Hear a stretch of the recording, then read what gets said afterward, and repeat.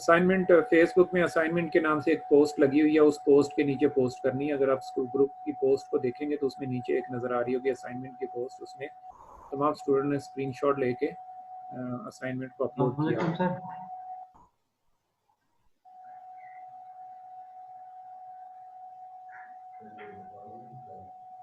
Sir मेरा एक question है।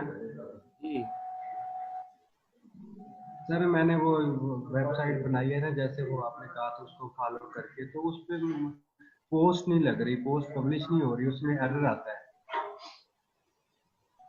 चलें वो ट्राई कीजिएगा, थोड़ा सा गूगल कर लीजिएगा इंशाल्लाह। ये ना वर्डप्रेस को हम थोड़ा कुछ लेट स्टार्ट करेंगे, अब खुद से ट्राई करें, थोड़ा सा यूट्यूब से उसको कोशिश करें।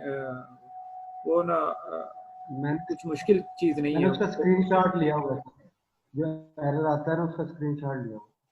चलिए मुझे आप फेसबुक पे सेंड कर दीजिएगा। इसके लेक्चर्स अभी आएंगे कुछ अरसे में, तो वब हम इन सारी चीज़ों को देखेंगे। मैंने पोस्ट क्रिएट करके भी आपको दिखाई है। आपके पास कोई इशू आ रहा होगा तो इंशाल्लाह उसको हम बाद में देखेंगे। अगर आप फेसबुक पे मुझे वो सर मैंने वैसे ही मैसेंजर में बनाई है। सेंड कर देंगे तो मैं कुछ हेल्प कर दूंगा आपकी। ठीक हो गया, बस पब्लिश करने में वो एरर आता है सर। अब कोई और पोस्ट है, एक और वर्डप्रेस इंस्टॉल करके उसको ट्राई कीजिएगा। इसमें 2-4 दफ़ा 2-3 मुख्तलिफ ब्राउज़र में ओपन करके कोशिश कीजिएगा।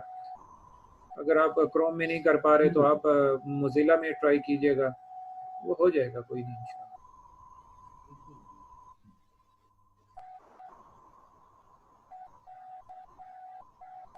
सर मुझे क्वेश्चन करना था जी कि सर मैंने वैम्प इंस्टॉल किया कल, तो उसमें इंस्टॉलेशन कंप्लीट होते ही ना एक एरर आता है कि DLL फाइल इज़ मिसिंग। तो जब मैंने नेट पे चेक किया तो वहाँ पे दी हुई थी डाउनलोड कि आप उसको जाके अपने सी में पेस्ट कर दें, लेकिन मेरे सी में वो पहले से मौजूद है। मैंने वैम्प को ई में इंस्टॉल किया, तो अब मैं कहाँ पे इसको करूँ? कौन सी DLL फाइल मिसिंग थी? सर लिखा हुआ है MSVCR120.dll is missing from your computer। तो उसका क्या सोल्यूशन आपको बताया गया? सर मैंने नेट पे जो देखा तो उसमें उन्होंने सी में पेस्ट करने को कहा था कि ये डाउनलोड करें, इस फाइल को पेस्ट कर दें, लेकिन मेरे सी में वो पहले से मौजूद है। फिर आप उसको अनइंस्टॉल करके दोबारा इंस्टॉल कर लीजिएगा, उम्मीद है ये इशू रिजॉल्व हो जाएगा।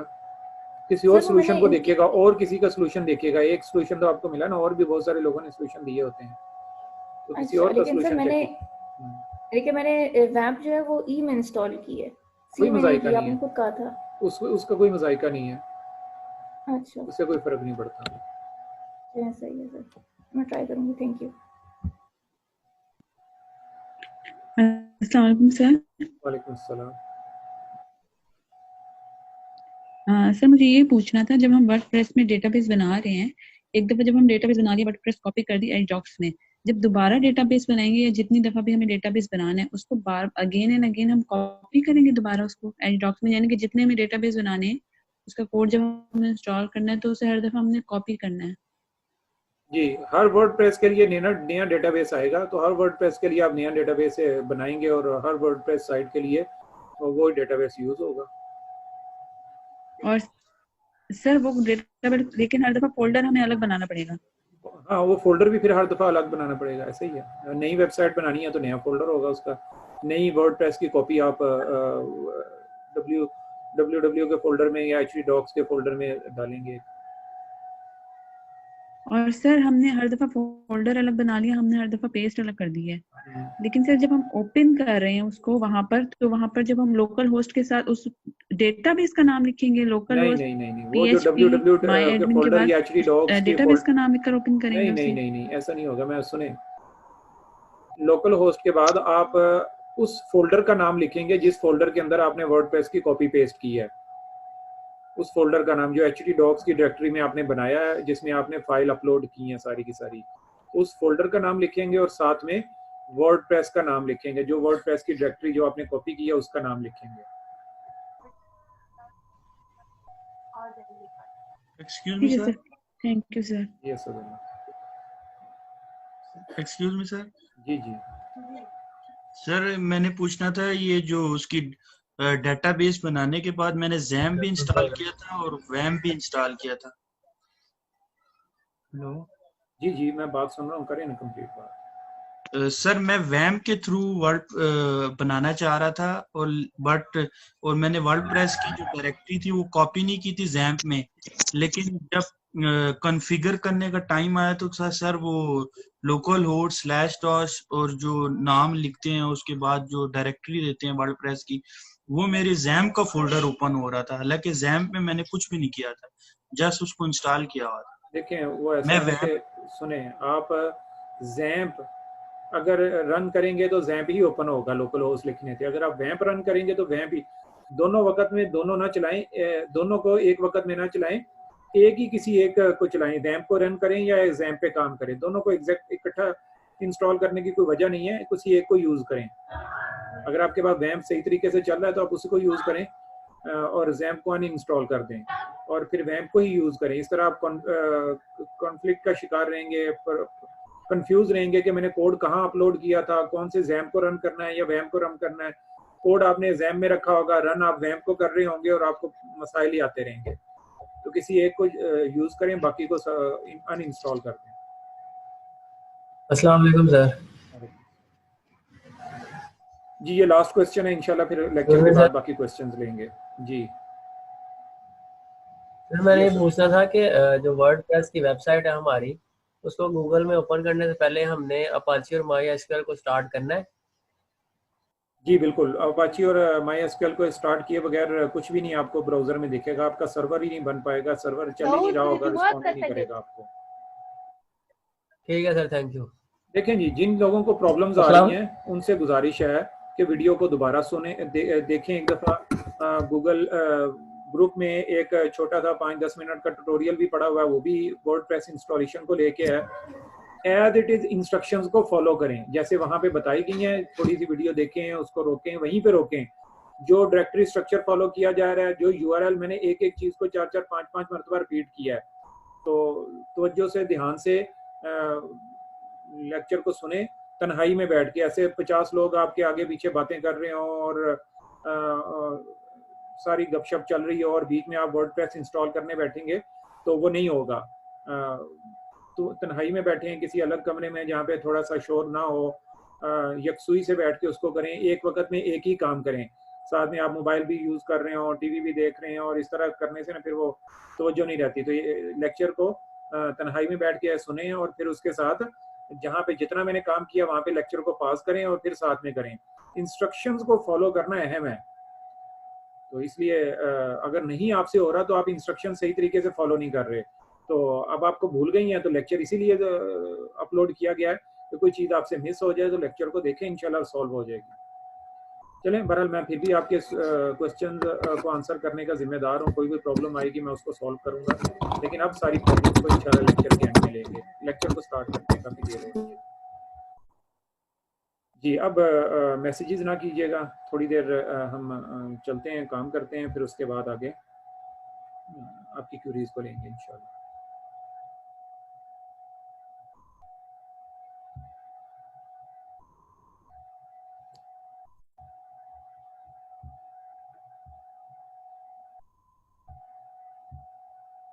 हमने कल कुछ CSS को पढ़ा था।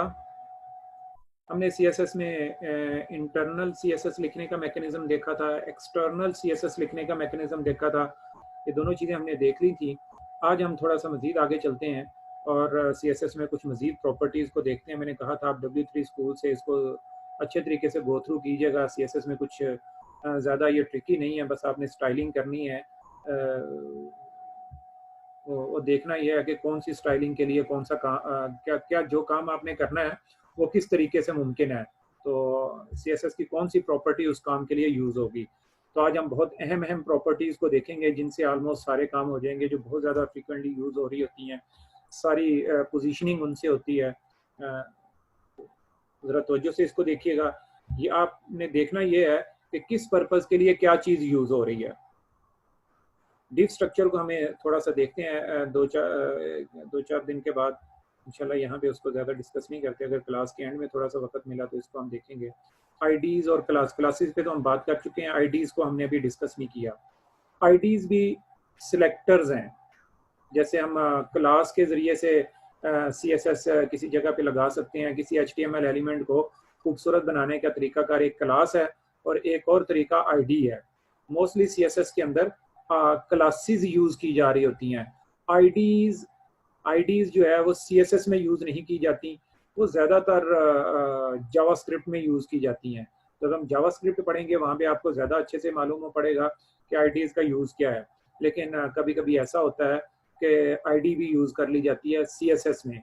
आईडी किसी HTML एलिमेंट को यूनिकली आइडेंटिफाई करना हो तो उसके लिए आईडी आएगी।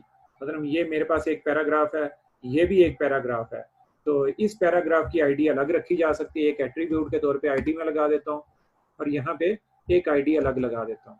तो ऐसा मुमकिन है हर एक को अलग अलग आईडी लगा दें। इसको मैं फर्स्ट पैराग्राफ बोल देता हूँ, फर्स्ट पी पैरा लिख देता हूँ और इसको सेकंड पैरा लिख देता हूँ।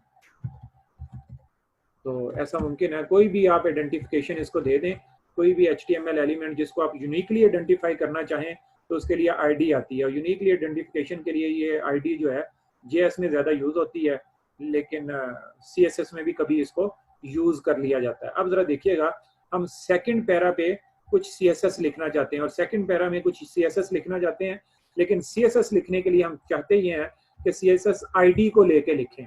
अभी तक तो हमने क्लास के जरिए से लिखी थी, क्लासेस बना रहे थे, एक दो क्लासेस हमने बनाई थी और साथ में हमने ये किया था कि HTML टैग को एज ए सिलेक्टर के तौर पे यूज किया था। आज हम एक और सिलेक्टर को यूज करते हैं और वो है आईडी सिलेक्टर। तो हमें एक हैशटैग लगाते हैं, हैशटैग के बाद हम कोई भी आईडी यहाँ पे यूज कर लेते हैं, कोई भी हैशटैग के बाद सेकंड पैरा, ये एक आईडी है, किसी भी HTML टैग को दी जा सकती है। मैंने सेकंड पैरा के नाम से एक आईडी यहाँ पे क्रिएट की हुई है, उधर उसके लिए CSS लिखना शुरू कर देते हैं। जो भी CSS लिखना चाहूँ लिख सकता हूँ। हमने दो तीन चीजें देख ली, उनमें से एक था हमारे पास, अच्छा मैंने उसको ओपन नहीं किया।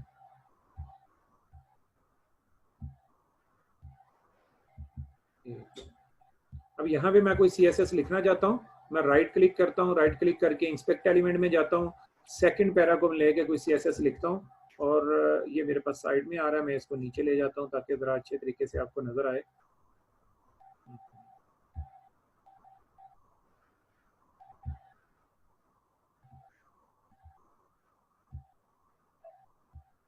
इसको नीचे मैंने कर लिया ताकि सबको क्लियरली दिखे।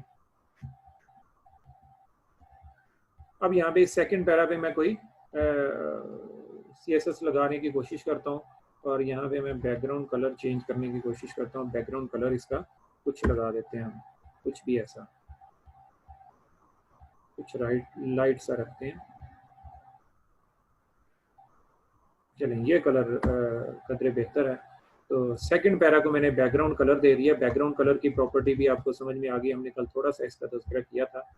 अब बैकग्राउंड कलर के लिए सॉरी, मैंने ये एक दफ़ा बैकग्राउंड कलर यहाँ पे पेस्ट कर दिया। Background colour second paragraph ID पे लगाया। आईडी जब के ऊपर आप कुछ CSS लिखना चाह रहे हैं तो हैशटैग आता है। क्लास बनाने के लिए आप डॉट ऑपरेटर आपने पढ़ा था, और HTML टैग को एज ए सिलेक्टर के तौर पे यूज करना चाहें तो HTML टैग को ही लिखें और उसके साथ करली ब्रैकेट्स के अंदर जितनी भी HTML आप लिखना चाहें लिख सकते हो। CSS की प्रॉपर्टीज आप यूज करना चाहें आप कर सकते हैं। उम्मीद है आईडी भी आपको क्लियर होगी। ज्यादातर मैंने बताया कि ये ना उसमें यूज होती है JS में पढ़ेंगे तो बहुत, JS में जब हम पढ़ने शुरू करेंगे तो इसको ज्यादा अच्छे तरीके से मजीद समझ लेंगे।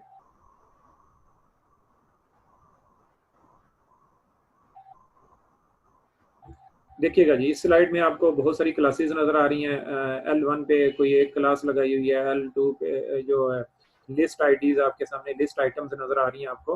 हर एक लिस्ट आइटम के लिए अलग क्लास लगाई गई है और वो क्लास के लिए हर एक की फिर सर आवाज ब्रेक हो रही है। जी, आवाज शायद इंटरनेट की वजह से हो रही है, हो जाती है ठीक अभी। चलें जी, उम्मीद है आप ठीक हो गई होगी। तो यहाँ पे मुख्तलिफ क्लासेस लगाई गई हैं और हर क्लास के लिए जो भी आप CSS लिखना चाहिए आपने लिख लें। यहाँ पे वेजिटेबल और फ्रूट के लिए अलग अलग CSS लिखी गई है, ये देख सकते हैं नीचे। फ्रूट के लिए रेड और वेजिटेबल के लिए ग्रीन कलर यूज किया गया है। वर्किंग विद क्लासेस, हम इसमें डिटेल में पढ़ चुके हैं, इनको हम ज़्यादा बात नहीं करते, हम 2 दिन इनका तज़किरा किया क्लासेस को। स्टाइलिंग HTML,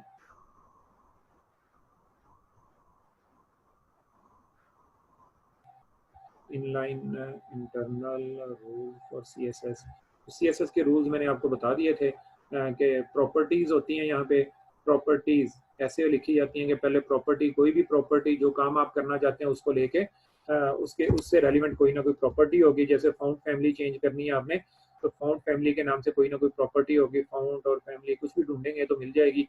फाउंड फैमिली की एक प्रॉपर्टी है, कॉलन आता है, फिर उसके बाद उसकी वैल्यू आती है कि फाउंड फैमिली होनी कैसी चाहिए, तो जैसी होनी चाहिए वो वैल्यू में आ जाएगी, और आखिर में सेमी कॉलन आती है। ये भी बहरहाल चीज़ें हमने देख ली हैं, मैं थोड़ा थोड़ा साथ साथ में एक आध मिनट में चीज़ों को रिवाइज भी करता चला जा रहा हूँ, क्योंकि स्लाइड्स आ गई हैं, स्लाइड में चीज़ें रिपीट हो रही हैं, इसलिए हम उनको साथ साथ में रिव्यू करते चले जा रहे हैं ताकि चीज़ें आपको जहन नशीन हो जाएं।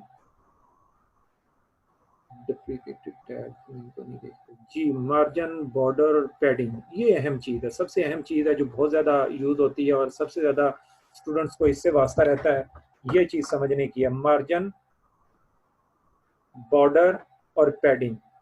अब ज़रा यहाँ पे थोड़ा सा थ्योरेटिकल वर्क है, ज़रा समझ लीजिएगा। थ्योरेटिकली पहले समझिएगा कि हर जो HTML है, HTML का जो भी टैग है, HTML का जो भी टैग है, उस टैग को लेके, जैसा कि आपके सामने अभी मैं ये खोलता हूँ, यहाँ पे 2-3 टैग्स HTML के लगे हुए हैं। ये एक HTML का टैग है, H1 इसको बोलते हैं, ये HTML का टैग है, पैराग्राफ है, और ये भी एक पैराग्राफ है। हर टैग, हर पैराग्राफ एक कंटेनर के अंदर होता है, उसका अपना एक जगह होती है जहाँ पे वो लाई कर रहा होता है, वो एरिया उसका अपना होता है। उस एरिया के ऊपर नीचे 3 चीज़ें अलग अलग आती हैं, उनमें से एक को हम बॉर्डर कहते हैं, एक को पैडिंग कहते हैं, और एक को, बहरहाल एक नज़र एक देखिएगा, अभी आपको इमीडिएटली समझ में आ जाएगा। अब हम बॉर्डर समझ रहे हैं। सबसे पहले बॉर्डर क्या होता है? बॉर्डर क्या होता है? बॉर्डर किसी भी चीज़ के ऊपर कोई भी बॉर्डर आप लगाना चाहें तो वो लगा सकते हैं, किसी भी HTML टैग के ऊपर। देखिए मैंने उसके ऊपर बॉर्डर लगाया, तो बॉर्डर उस HTML टैग के कंटेनर को आइडेंटिफाई करता है कि वो HTML टैग उसकी अपनी जगह कहाँ पे है। जैसे आप अपनी एक कुर्सी उठाते हैं और एक जगह पे रख लेते हैं और उस कुर्सी के ऊपर बैठ जाते हैं, तो कुर्सी ने जिस जगह को ऑक्यूपाई किया होता है, हम कहते हैं कि ये कुर्सी के लिए एक कंटेनर है, जमीन में से इतना हिस्सा कुर्सी ने ऑक्यूपाई कर लिया है, जमीन ने इतना हिस्सा जमीन का इतना हिस्सा कुर्सी ने घेर लिया है।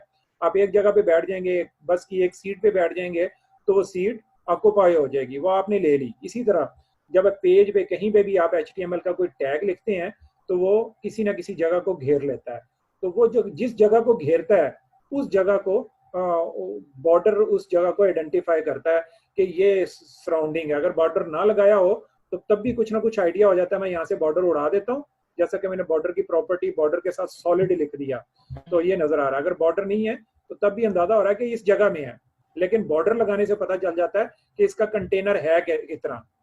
जैसे कुछ लोग जमीन पे कुछ जगह अगर मार्क करना चाहें तो वो लाइनें खींच के मार्क कर दें कि ये मेरा एरिया है। तो बॉर्डर जस्ट एरिया को आइडेंटिफाई करने के लिए है कि HTML का ये वाला टैग किस एरिया से किस एरिया, कहाँ से कहाँ तक है। तो ये P टैग यहाँ से स्टार्ट होता है और ये एंड तक जाता है, पेज के एंड तक। तो आपको नजर आ रहा है बॉर्डर उस एरिया को आइडेंटिफाई करने के लिए जिस एरिया में HTML टैग है। जी, आवाज इंटरनेट कभी ऐसा ब्रेक हो जाता है बीच में, कभी आपकी तरफ से हो जाता है। पहले तो मेरी तरफ से हुआ था, लेकिन अब मेरी तरफ से इंटरनेट बिल्कुल ठीक है। तो कभी ऐसा भी होता है कि कभी आपकी तरफ से हो जाए, कभी ऐसा होता है मेरी तरफ से हो जाए। बहरहाल आज थोड़ा सा इंटरनेट मेरी तरफ से डिस्टर्ब था, लेकिन अभी तो ठीक चल रहा है। सर रिपीट कर दें। जी, मैंने बता दिया कि ये बॉर्डर क्या चीज़ है। बॉर्डर के अलावा मैंने इसको 3-4 दफ़ा रिपीट किया है। ये आपने पहली दफ़ा सुन लिया होगा, एक आध दफ़ा बीच में मिस हुआ होगा। मैंने बॉर्डर के आइडेंटिफिकेशन के अलावा कुछ नहीं बताया। अब हम दूसरी चीज़ समझते हैं, मार्जिन क्या होता है। बॉर्डर और मार्जिन, हम दोनों चीज़ों को अब अलग अलग लिखने लगे हैं, समझने लगे हैं। मार्जिन जो होता है दो HTML टैग्स के दरमियान, दो HTML टैग्स के दरमियान कितना फासला होगा, ये मार्जिन से आइडेंटिफाई होता है। देखिएगा ये ऊपर एक HTML टैग है पैराग्राफ, ये नीचे एक HTML टैग है, इन दोनों के दरमियान आपस में फासला कितना होगा, ये मार्जिन से जरिए से आइडेंटिफाई किया जाता है। इसको मार्जिन के जरिए से हैंडल किया जाता है, कंट्रोल किया जाता है। दो HTML टैग के दरमियान का फासला किस तरीके से कंट्रोल किया जाता है, मार्जिन के जरिए से। तो मार्जिन जो होता है दो HTML टैग के दरमियान जो स्पेस हमने आइडेंटिफाई करनी होती है, देनी होती है, उसको मार्जिन के साथ हम देखते हैं। अभी मार्जिन 4 तरह के हो सकते हैं। ऊपर से मेरा HTML, ऊपर वाले एलिमेंट से मेरा HTML का टैग कितनी नीचे होना चाहिए, ये ऊपर वाला टैग है। मैं अभी इस पैराग्राफ की बात कर रहा हूँ, तो ये पैराग्राफ इस वाले पैराग्राफ से कितना ऊपर होना चाहिए, कितनी जगह पे आना चाहिए। दूसरा मार्जिन होता है ये लेफ्ट साइड वाला, लेफ्ट साइड से ये HTML टैग जो है, ये पैराग्राफ टैग लेफ्ट साइड से कितना आगे होना चाहिए। इधर से तीसरी सूरत इसकी होती है राइट साइड से ये HTML टैग कितना होना चाहिए, और इसी तरह बॉटम से। तो अभी हम चारों को डिफाइन करके देखते हैं। सबसे पहले मार्जिन टॉप को सबसे पहले देख लेते हैं। नीचे सारी लिखे होंगे, बहरहाल मुझे ढूंढने में जरा दुश्वारी हो गई है और ये तो इसलिए मैं उसको सॉरी मार्जिन टॉप, मैं सीधा टॉप वाले ढूंढता हूँ। ये देखें आ गया मार्जिन टॉप, इसी को मैंने सिलेक्ट कर लिया। देखें इंस्पेक्ट एलिमेंट के जरिए से आप अगर CSS लिखेंगे तो बहुत इजीली लिखी जाएगी, कोई प्रॉब्लम नहीं होगी आपको। तो मार्जिन टॉप को मैंने सिलेक्ट किया और उसके बाद अब मैं कहता हूँ मार्जिन टॉप 10 पिक्सल होना चाहिए। 10 पिक्सल कोई खास नहीं होता, इसलिए अब मैं इसको थोड़ा सा अपने कीबोर्ड के ऊपर जो अप डाउन के एरोज हैं उससे मैं अप वाला एरो दबाता हूँ, ये मार्जिन भरना शुरू हो जाता है। तो टॉप से देखें जैसे ही मार्जिन 45 पे गया, 46, 47 में जैसे जैसे इसको बढ़ाता जा रहा हूँ, टॉप से पोजीशन नीचे होती चली जा रही है। दूसरा वाला पैराग्राफ नीचे को मूव हो रहा है, तो जितना मैं उसको नीचे लाना चाहता हूँ मार्जिन टॉप के जरिए से, टॉप से जितना नीचे लाना चाहता हूँ, ऊपर वाले एलिमेंट से जितना इसको नीचे लाना चाहता हूँ, वो मार्जिन टॉप से हैंडल होगा। अब मैंने मार्जिन टॉप 60 पिक्सल कर दिया। अब मेरा ख्याल है कि थोड़ा सा इसको राइट लेफ्ट से भी मुझे सेटल करना चाहिए। मार्जिन लेफ्ट, अब मैं मार्जिन लेफ्ट ढूंढता हूँ, यहीं पे कहीं नजर आ रहा होगा साइड में, ये नीचे मुझे नजर आ रहा है। मैंने इसी को सिलेक्ट किया और अब मैं मार्जिन लेफ्ट को भी सेट करता हूँ। इनिशियली मैं 10 पिक्सल सेट करता हूँ और फिर अब मैं इसको बढ़ाता हूँ। तो देखिएगा लेफ्ट साइड से वो आगे को बढ़ना शुरू हो गया है। जितना मार्जिन रखूंगा मार्जिन लेफ्ट में, वो उतना आगे आता चला जाएगा। तो जितना मैं रखना चाहूँ रख सकता हूँ। तो मैं इसको कहता हूँ कि ये मार्जिन लेफ्ट से ना ये कोई 80 पिक्सल होना चाहिए। 80 पिक्सल मैं लेफ्ट से इसको सेट कर देता हूँ और मैं अब मार्जिन राइट थोड़ा सा सेट करता हूँ। मार्जिन राइट, जी मार्जिन राइट। जी क्वेश्चन अभी भी आ रहे हैं, अटेंडेंस कैसे मार्क होती है फर्स्ट क्लास। तो आप इतनी देर से असमा आई हैं तो थोड़ा सा वेट करें, बीच में क्लास जारी हो तो बीच में क्वेश्चन लेके कूद नहीं पड़ना चाहिए, थोड़ा सा वेट करना चाहिए। क्लास एंड हो, हर क्लास के कुछ मैनर्स होते हैं उनका ख्याल रखना चाहिए। ऐसे ही हर कोई बीच में, मैंने बारहा कहा कि बीच में क्वेश्चन ना किए जाए। जब एक बात चल रही होती है तो उसको चलने दें।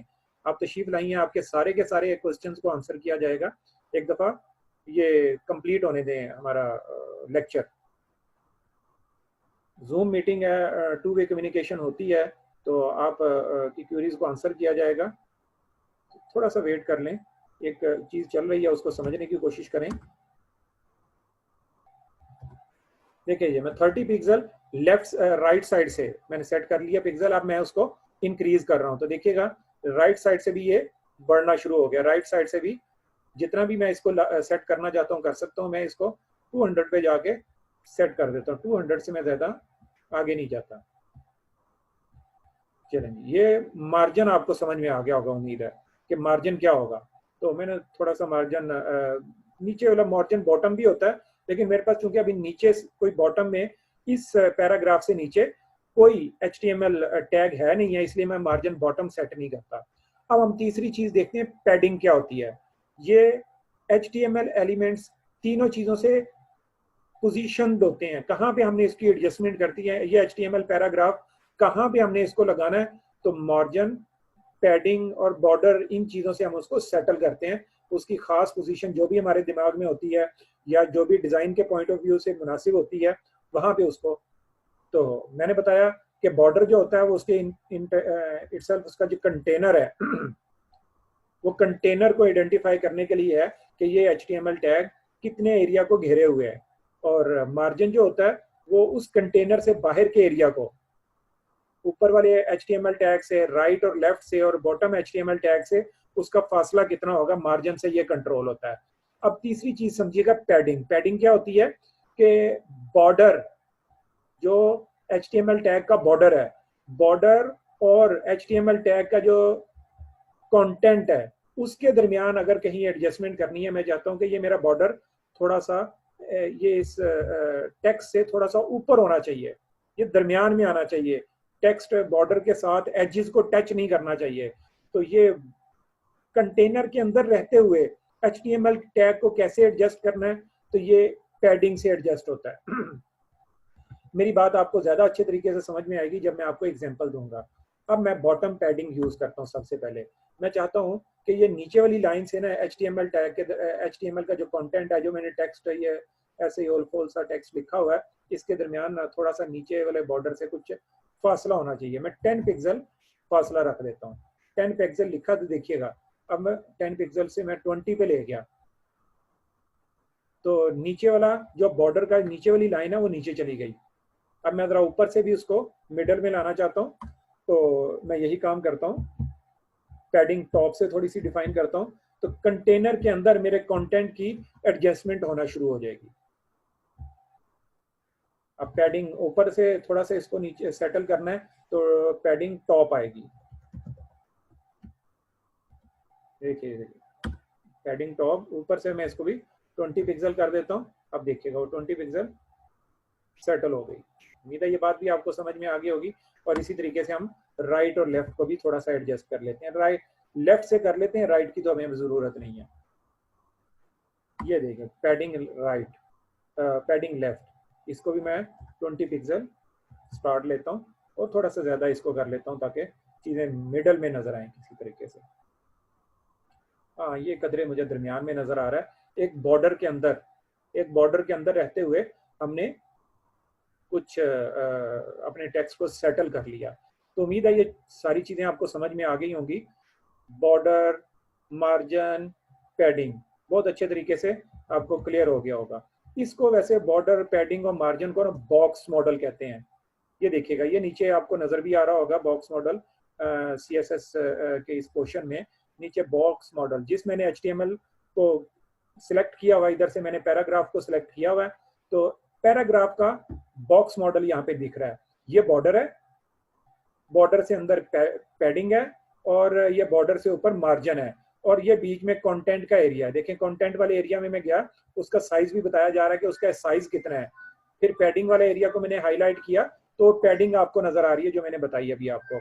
और बॉर्डर वाले एरिया में गया तो बॉर्डर वाला हिस्सा हाईलाइट हो गया और मार्जिन बॉर्डर से ऊपर आ जाता है। उम्मीद है ये चीज क्लियर होगी आपको। अब आप किसी भी चीज को, अब आपके लिए किसी भी चीज को पोजीशन करना मुश्किल नहीं होगा। यही बात यहाँ पे बताई गई है, बॉर्डर, मार्जिन और पैडिंग। जी मैं जब आवाज कटी थी मैं रुक गया था, कोई बात मैंने एक्स्ट्रा नहीं बोली इसमें।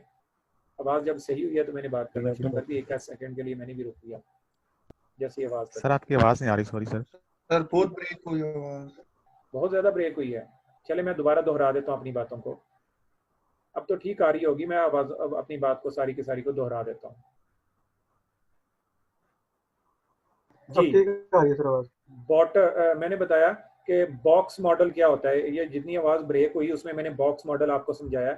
बॉक्स मॉडल में ये होता है कि कंटेनर जो HTML का अपना कंटेनर होता है, उसके अंदर ये बॉर्डर, ये उसका बॉर्डर है और बॉर्डर से अंदर वाला एरिया HTML टेक्स्ट के जो है, HTML टैग की जो वैल्यू होती है उसके दरमियान और बॉर्डर के दरमियान जो एरिया होता है वो पैडिंग कहलाती है और बॉर्डर से बाहर वाला जो एरिया होता है वो मार्जिन कहलाता है। इसीलिए यहाँ पे भी वही बात बताई गई है कि ये देखें, ये HTML के कंटेंट है और ये बीच में ये इसका कंटेनर है, ये बॉर्डर है, देखें वो हाईलाइट हो गया बॉर्डर, ये पैडिंग है और ये मार्जिन है। उम्मीद है ये अच्छे तरीके से आपको समझ में आ गया होगा। बॉर्डर, मार्जिन और पैडिंग, इन तीनों तरीकों से सारी की सारी HTML को एडजस्ट किया जाता है। आगे चलते हैं जी, कुछ मजीद चीज़ों को पढ़ते हैं। इसकी एग्जांपल हमने कर ली है। Margin top, right, bottom, left, इस तरीके से ये चलता है। ये चलता है क्लॉकवाइज। चलें, क्लॉकवाइज ऐसे चलता है कि देखिएगा यहाँ पे मार्जिन लिखा हुआ है, यहाँ पे ये नहीं बताया गया कि मार्जिन टॉप, सॉरी ये तो लेफ्ट लिखा हुआ है। एक मिनट, हम आगे चलते हैं। एग्जांपल ऐसी आ जाए इसमें हम क्लॉकवाइज को समझ सकें। चले, मैं फाइल में आपको दिखा देता हूँ कि कैसे होगा ये क्लॉकवाइज मामला।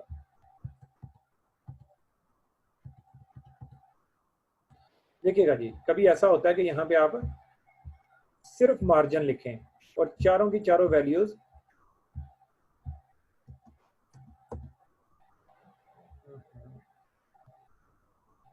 ये देखिएगा, इंस्पेक्ट एलिमेंट में मैं गया, वहां पे जाके मैंने HTML लिखने की कोशिश की, CSS लिखने की कोशिश की, तो ये देखिएगा यहाँ पे जस्ट मार्जिन लिखता हूँ, मार्जिन के अलावा कुछ नहीं लिखता, टॉप, लेफ्ट, राइट कुछ भी नहीं लिखता। तो चारों की वैल्यूज को मैं कॉमा सेपरेटेड चारों वैल्यूज को यहाँ पे लिख सकता हूँ, लेकिन पहले आएगी टॉप वैल्यू, फिर कॉमा लगा के, फिर राइट वैल्यू, फिर बॉटम वैल्यू और फिर उसके बाद लेफ्ट वैल्यू। ये क्लॉकवाइज चलेगा।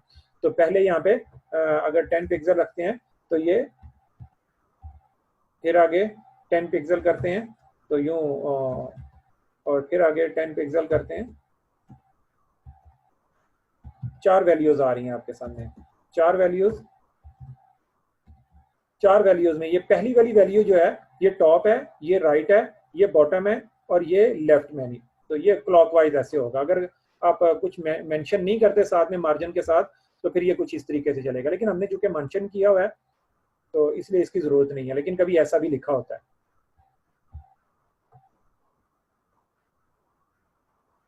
हाइट और विथ ये हमने HTML में भी पढ़ा था, CSS में भी ऐसे ही है।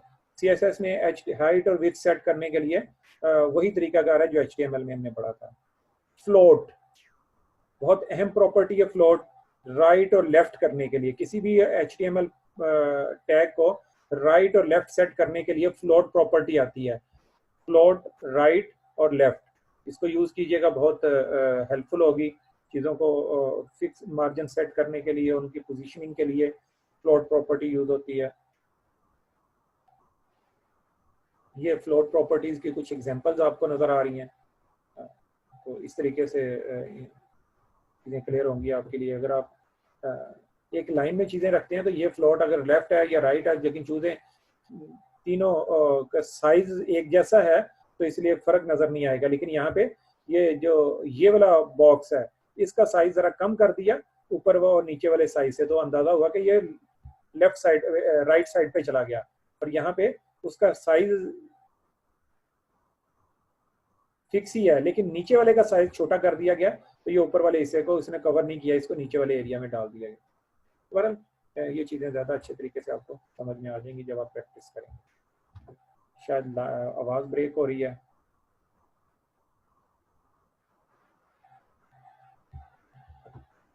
जी आज कुछ Yes, आवाज़ sir. ज़्यादा ब्रेक हो रही है। जी सर। आज फिर ऐसे ही हो सकता है कि लेक्चर को ज़रा जो रिकॉर्डिंग आएगी उसमें आवाज़ बिल्कुल क्लियर होगी, लेकिन मैं कोशिश कर रहा हूँ कि मैं थोड़ा कम चीज़ों को पढ़ाऊँ और ज़रा स्लोली पढ़ाऊँ, और जो चीज़ आवाज़ जैसी ब्रेक होती है तो मैं चीज़ों को रिपीट भी करता हूँ। इसलिए आप परेशान ना होइएगा अगर आपकी आवाज़ ब्रेक होती है, तो मेरी आवाज़ अगर ब्रेक भी हो जाती है बीच में कहीं तो मैं साथ साथ में उसको कवर भी करता चला जा रहा हूँ। जी, फ्लोट इसलिए यूज़ होता है कि HTML टैग को लेफ्ट और राइट कहीं पे पोजीशन करना है, जैसे अलाइनमेंट लेफ्ट, राइट और सेंटर है, तो इसी तरह फ्लोट की प्रॉपर्टी है ये लेफ्ट और राइट के लिए है। और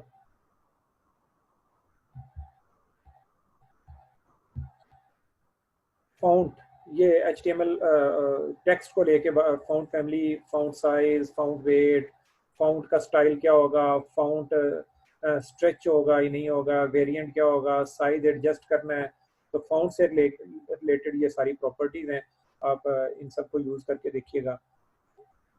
फाउंट फैमिली प्रॉपर्टी हमने इसको ट्राई किया था, फाउंट साइज की एग्जांपल है। और आगे चलते हैं, बूटस्ट्रैप, अच्छा हमारे लिए बूटस्ट्रैप यहाँ पे स्टार्ट है। चलें जी, ऑलमोस्ट CSS की कुछ और मजीद प्रॉपर्टीज हम डिस्कस करते हैं। CSS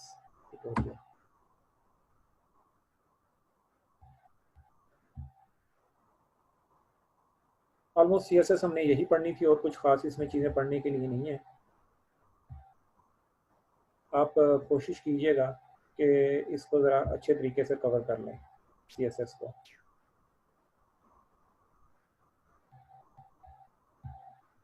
सूडो क्लासेस क्या होती हैं, ज़रा एक नज़र इनको हम देख लेते हैं। सूडो क्लासेस शायद मेरे पास स्लाइड्स में भी कहीं होंगी, हम इसको यहाँ से भी, ये टेक्स्ट सूडो क्लासेस, जी ये मेरे ख्याल सूडो क्लासेस को हम ना उसके साथ अगर कवर कर लें तो ज़्यादा अच्छा होगा। बूटस्ट्रैप के साथ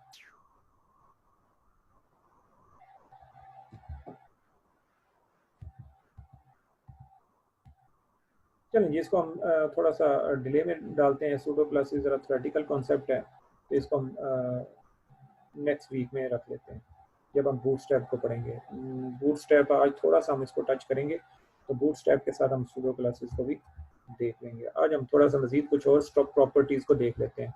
हमारे पास जो प्रॉपर्टीज़ नहीं थी उन प्रॉपर्टीज़ को यहाँ से देखने की कोशिश करते हैं। मेरे पास स्लाइड्स में नहीं थी, लेकिन यहाँ पे किसी ने चंद दिन पहले क्वेश्चन भी किया था कि ये जो लिस्ट में हम रोमन यूज़ कर सकते हैं, डॉट्स हैं और मुख्तलिफ चीज़ें यूज़ कर सकते हैं, तो ये कैसे हो सकता है। तो ये देखिएगा, लिस्ट स्टाइल के लिए लिस्ट टाइप सर्कल, स्क्वायर, अपर रोमन, लोअर अल्फा, ये सारी वैल्यूज़ हैं लिस्ट को स्टाइल करने के लिए। तो यहाँ से आप लिस्ट को जिस तरीके से भी स्टाइल करना चाहे कर सकते हैं। ये कुछ एग्जांपल्स भी आपको नज़र आ रही हैं और ये कुछ कोड भी लिखा हुआ आ रहा है, इससे आपको नज़र आएगा। List style, position, outside, inside, ये देखें यहाँ पे सर्कल कंटेनर के अंदर उसको लेके आना है, तब भी इस कंटेनर से बाहर लिस्ट का आइकन लाना है, तो उसके लिए ये देखें यहाँ पे आ रहा है लिस्ट टाइप पोजीशन।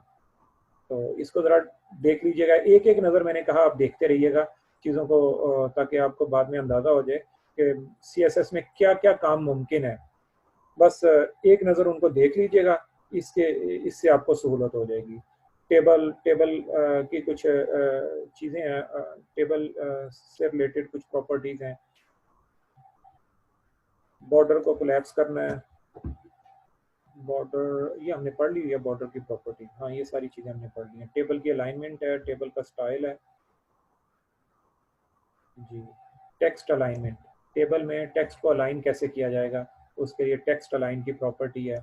टीडी को लेके आपने उधर एक टीडी के ऊपर टेबल डिस्क्रिप्शन जो है उसके ऊपर एक CSS प्रॉपर्टी लगा दी गई है, लिहाजा जितनी भी कॉलम्स बनेंगे उन सारे कॉलम्स में डेटा दरमियान में अलाइन हो जाएगा, बिल्कुल सेंटर में आ रहा है, ये इस प्रॉपर्टी को वजह से आ रहा है।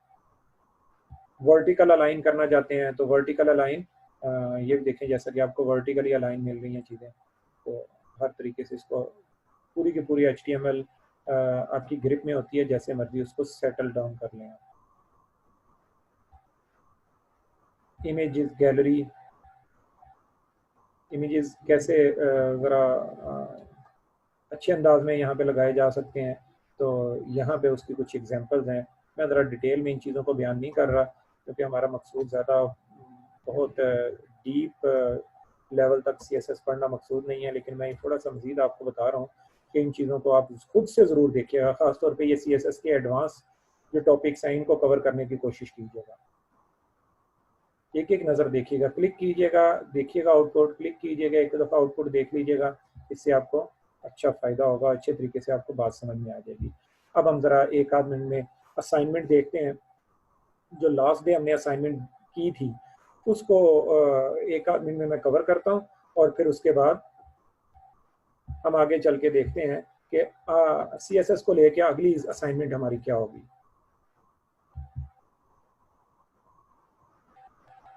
सर CSS में फ्लक्स बॉक्स और ग्रिड क्या होता है सर? ग्रिड इंशाल्लाह ना हम कल पढ़ेंगे बूटस्ट्रैप के दौरान। और फ्लक्स बॉक्स सर?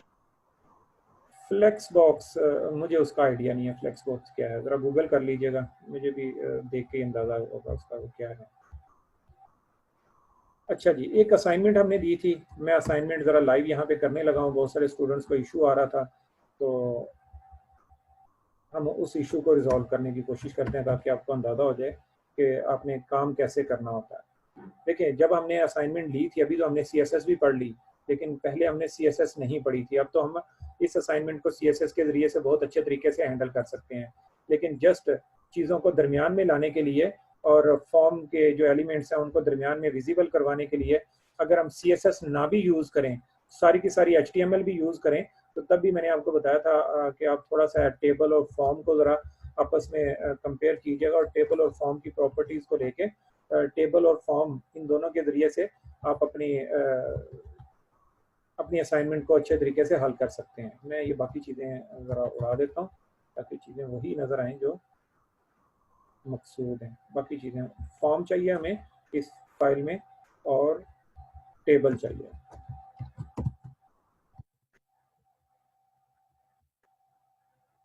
लिस्ट भी एक रह गई है।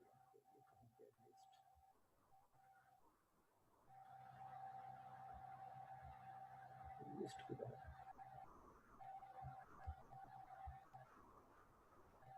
चलें, बड़ा लिस्ट यहाँ पे नजर तो नहीं आ रही। अब देखिएगा, यहाँ पे हमारा एक फॉर्म लगा हुआ है।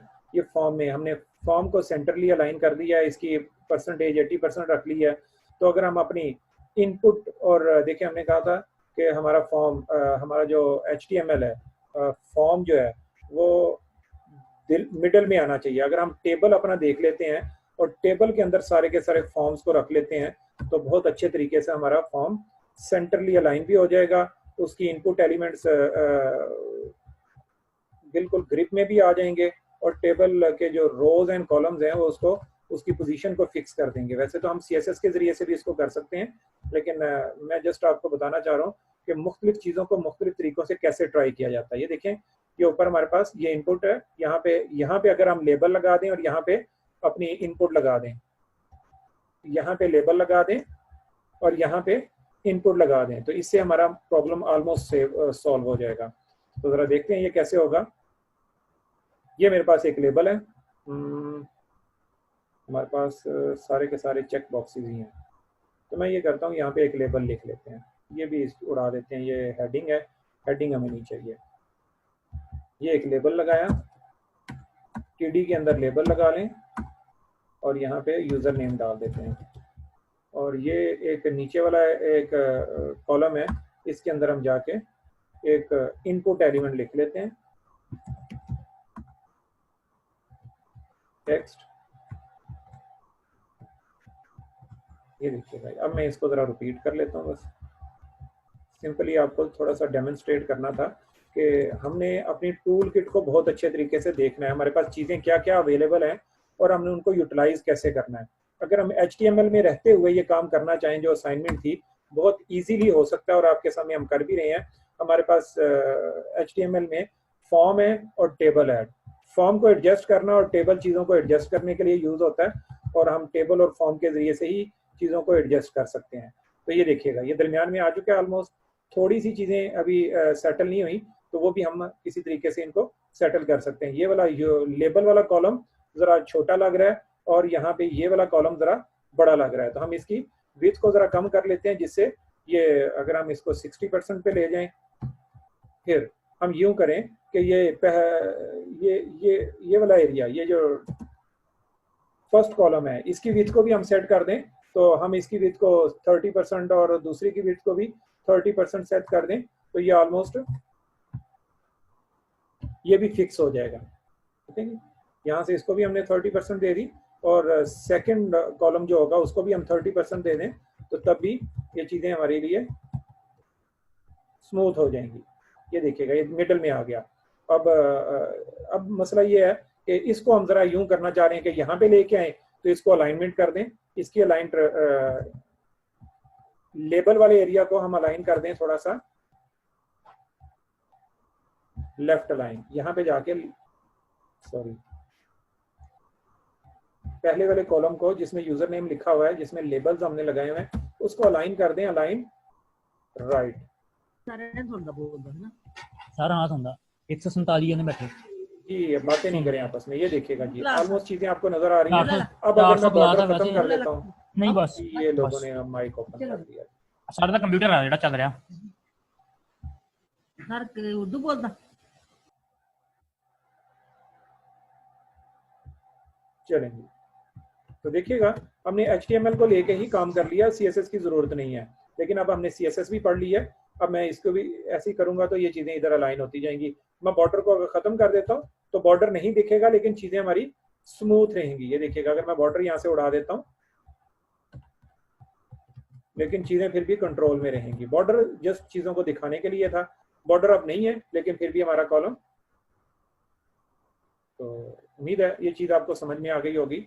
बगैर बॉर्डर की अब चीजें स्मूथ हो गई हैं, लेकिन है बिहाइंड द सीन एक टेबल है, टेबल में हमने फॉर्म को रखा हुआ है। उम्मीद है बात क्लियर हो गई होगी। अब नई असाइनमेंट देखिएगा। अब हम चूंकि CSS सीख चुके हैं, CSS हमें आती है, तो अब CSS को लेके हम काम करेंगे। और कुछ सिंपल सी एक पहले आपको असाइनमेंट देने लगा हूँ, जरा तवज्जो से इसको देखिएगा। ये असाइनमेंट क्या है, आपने गूगल का ये वाला एक पेज बनाना है। ये पेज आपको नजर आ रहा है बहुत अच्छे से। ये पेज आप लोगों ने इस वीकेंड पे डिजाइन करना है। ये बैकग्राउंड इमेज बैक लगाइएगा, गूगल का इमेज आपको यहाँ से मिल जाएगा, गूगल से ही आप इसको कॉपी कर लीजिएगा। ये सर्च बॉक्स आपने दरमियान में लगाना है। ये जो सर्च बॉक्स, इसको राउंड करना है, इसके कॉर्नर्स को। यहाँ पे ये जो आइकन है, ये आइकन कहीं से ढूंढ के आपने दरमियान में लगाना है। पोजीशंस आप कर सकते हैं इसको। इनपुट फील्ड के अंदर ये सर्च का एक आइकन है, ये यहाँ पे लगाइएगा। उसके नीचे ये देखें जो फ्रीक्वेंटली विजिटेड साइट्स हैं वो बॉक्सेस में नजर आ रही हैं। तो आपने एक टेबल या कुछ भी आप करके यहाँ पे कुछ बॉक्सेस लगाइएगा जिसमें ये चीजें अपेयर हो जाएं। कुछ दो रोज तो कम से कम बनाइएगा।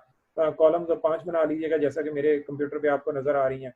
इसी तरह बहुत सिंपल है, कुछ मुश्किल नहीं है। मार्जिन, पैडिंग, फ्लोट और इसी तरह अलाइनमेंट, इन सारी चीजों से ये काम हो जाएंगे जो मैंने अभी आपको बताई है। बैकग्राउंड इमेज, यहाँ से बैकग्राउंड में इमेज कैसे लगाना है वो भी आसान है, कुछ मुश्किल नहीं है। थोड़ा सा गूगल करेंगे कर पाएंगे।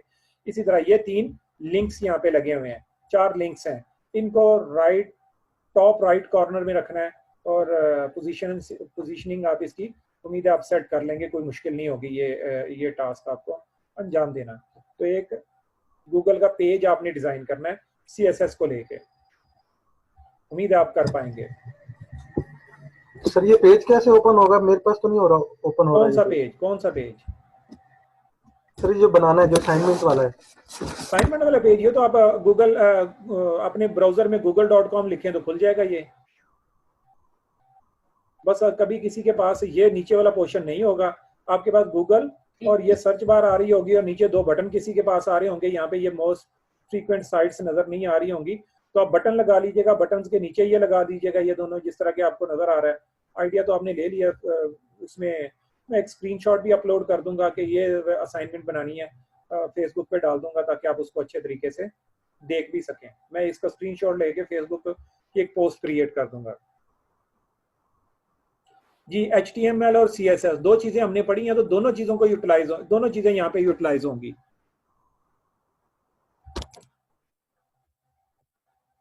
जी इंशाल्लाह FB ग्रुप में मैं पोस्ट कर दूंगा।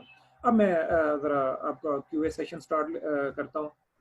आज हमें शर्जील साहब भी ज्वाइन करेंगे, तो QA सेशन टेक्निकल को लेके अभी हम शुरू करते हैं। तो जब QA शर्जील साहब आएंगे तो वो भी आपका कुछ वक्त लेंगे आज। अस्सलाम वालेकुम सर। जी वालेकुम सलाम। सर पूछना ये, CSS को पहले भी कई दफा स्टार्ट किया है, वो समझ नहीं आती थी कैसे करना है। मैं ना W3 स्कूल की वेबसाइट खोल के हर एक टॉपिक को याद करने की कोशिश करता था, फिर उसको इम्प्लीमेंट करता था, वो भूल जाती थी फिर। तो सर इसका तरीका क्या है सही लर्न करने का? एक टॉपिक को पढ़ा जाए या कोडिंग याद की जाए? कभी भी चीजों को पढ़ने की कोशिश ना करें, उसको सिर्फ एक दफा देख लें। ये आपको ज़हन नशीन होना चाहिए कि CSS में क्या क्या काम हो सकते हैं। देखें अभी मैं उंगलियों पे गिनवा देता हूँ, मुझे प्रॉपर्टीज उनकी शायद मुझे भी याद ना हो, लेकिन मुझे ये पता है कि CSS में क्या क्या काम हो सकते हैं। तो अभी जो हमने पढ़ी है देखिएगा, बस ये आपने देखना है कि CSS में क्या काम मुमकिन है, होंगे कैसे, उसके लिए प्रॉपर्टी कौन सी यूज होगी, ये याद रखने की जरूरत नहीं है। इसलिए मैंने कहा कि क्लिक करते जाएं, एक नजर देखते जाएं। फिर वो जो W3 स्कूल है उसको हर लिंक को क्लिक करें, जो कुछ डिस्प्ले हो उसको एक नजर देख लें। 5 से 10 सेकंड, 15 सेकंड, 30 सेकंड से ज्यादा पेज को आपने देखना नहीं है। बस देखें नीचे तक स्क्रॉल करते जाएं, चीजें आपके जहन में कुछ ना कुछ खाका बैठ जाएगा कि CSS में ये काम हो सकते हैं। फॉर एग्जांपल CSS में कलर चेंज हो सकता है, बैकग्राउंड चेंज हो सकता है, फाउंट के अंदर फाउंट के साथ हर तरह का प्ले अराउंड हो सकता है। इस तरह टेबल्स और लिस्ट और ये सारी चीजें, मार्जिन, पैडिंग, ये सारे काम किए जा सकते हैं, पोजीशनिंग की जा सकती है। तो ये सारी चीजें आपको मालूम होनी चाहिए कि हो सकते हैं। होंगे कैसे, ये याद रखने की जरूरत नहीं है। मैंने बताया हमारे पास टूल्स अवेलेबल हैं। हम अगर CSS लिखना चाहें तो राइट क्लिक करते हैं अपनी स्क्रीन के ऊपर ब्राउजर को, जैसा कि मैंने बारहा करके भी दिखाया, एक दफा फिर मैं आपको दिखा देता हूँ। आप अपने राइट क्लिक करते हैं यहाँ पे, तो ये स्क्रीन आपके सामने ओपन होती है। जिसको आपने CSS लगानी है उसको यहाँ से सिलेक्ट करें, जिस भी एरिया को, ये देखें जो भी एरिया सिलेक्ट करना चाहें कर लें, और यहाँ से उसको इस एरिया में जाके उसकी CSS लिखना शुरू कर दें। इसको सारा कुछ मालूम है कि CSS की कौन कौन सी प्रॉपर्टीज हैं, ये खुद ही आपको सजेस्ट करेगा ये वाला पोर्शन। सर क्या ऐसा तो नहीं है कि जब हमने इसको सीख लेना है और सीखने के बाद कहीं सॉफ्टवेयर उसमें जाना है, वहाँ जॉब के लिए या इंटर्नशिप के लिए, जैसे भी जाना है हमने, और वो हमारा टेस्ट लेते हैं कि आप फॉर्म बना के दिखाएं हमें, तो सर हमें कोडिंग नहीं आती होगी, याद नहीं होगी? ऐसा कुछ नहीं होता। अभी देखें ना, मैंने आपको असाइनमेंट दी है, आपका भी टास्क ये है कि आपने असाइनमेंट बनानी है। जब आप ये असाइनमेंट बनाएंगे, बेशक आपको CSS नहीं आती,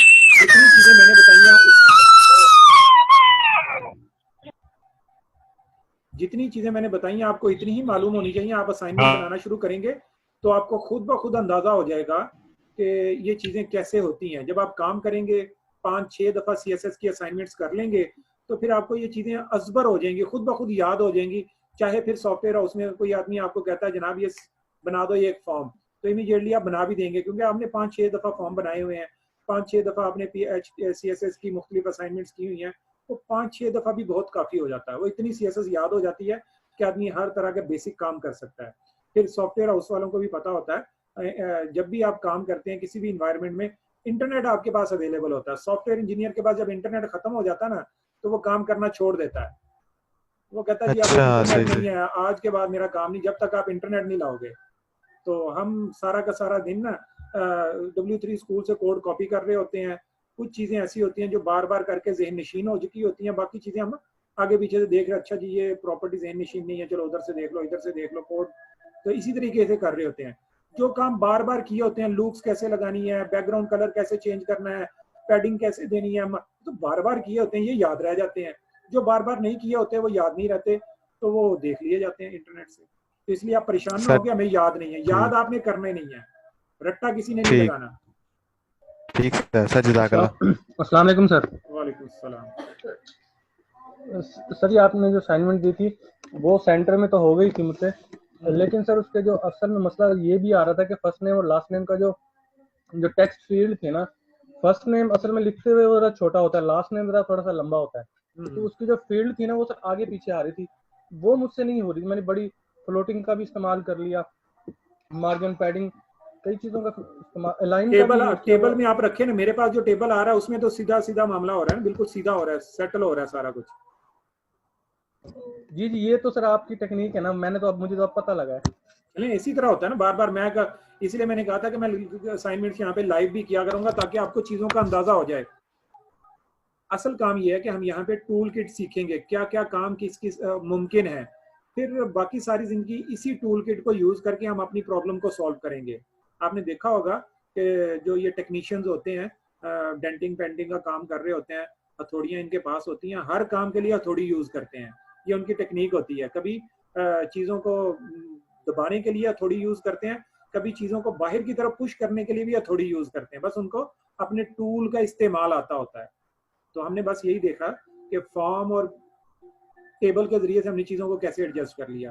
तो आहिस्ता आहिस्ता प्रैक्टिस कर करके आपको भी पता चल जाएगा कि टूल्स को कैसे इस्तेमाल किया जाता है। तो हम अपनी टूल किट को अच्छे तरीके से पढ़ेंगे, उसकी प्रैक्टिस करेंगे और इनसे आपकी प्रॉब्लम सॉल्व होने शुरू हो जाएंगी इंशाल्लाह। ये कोई और प्रॉब्लम? Thank you. अस्सलाम वालेकुम सर। सर मैंने क्वेश्चन पूछना था कि जैसे हम आपने पैडिंग CSS में बताई है, तो सर पैडिंग की कोई स्टैंडर्ड वैल्यूज होती हैं जो हम हमेशा वही यूज कर लें?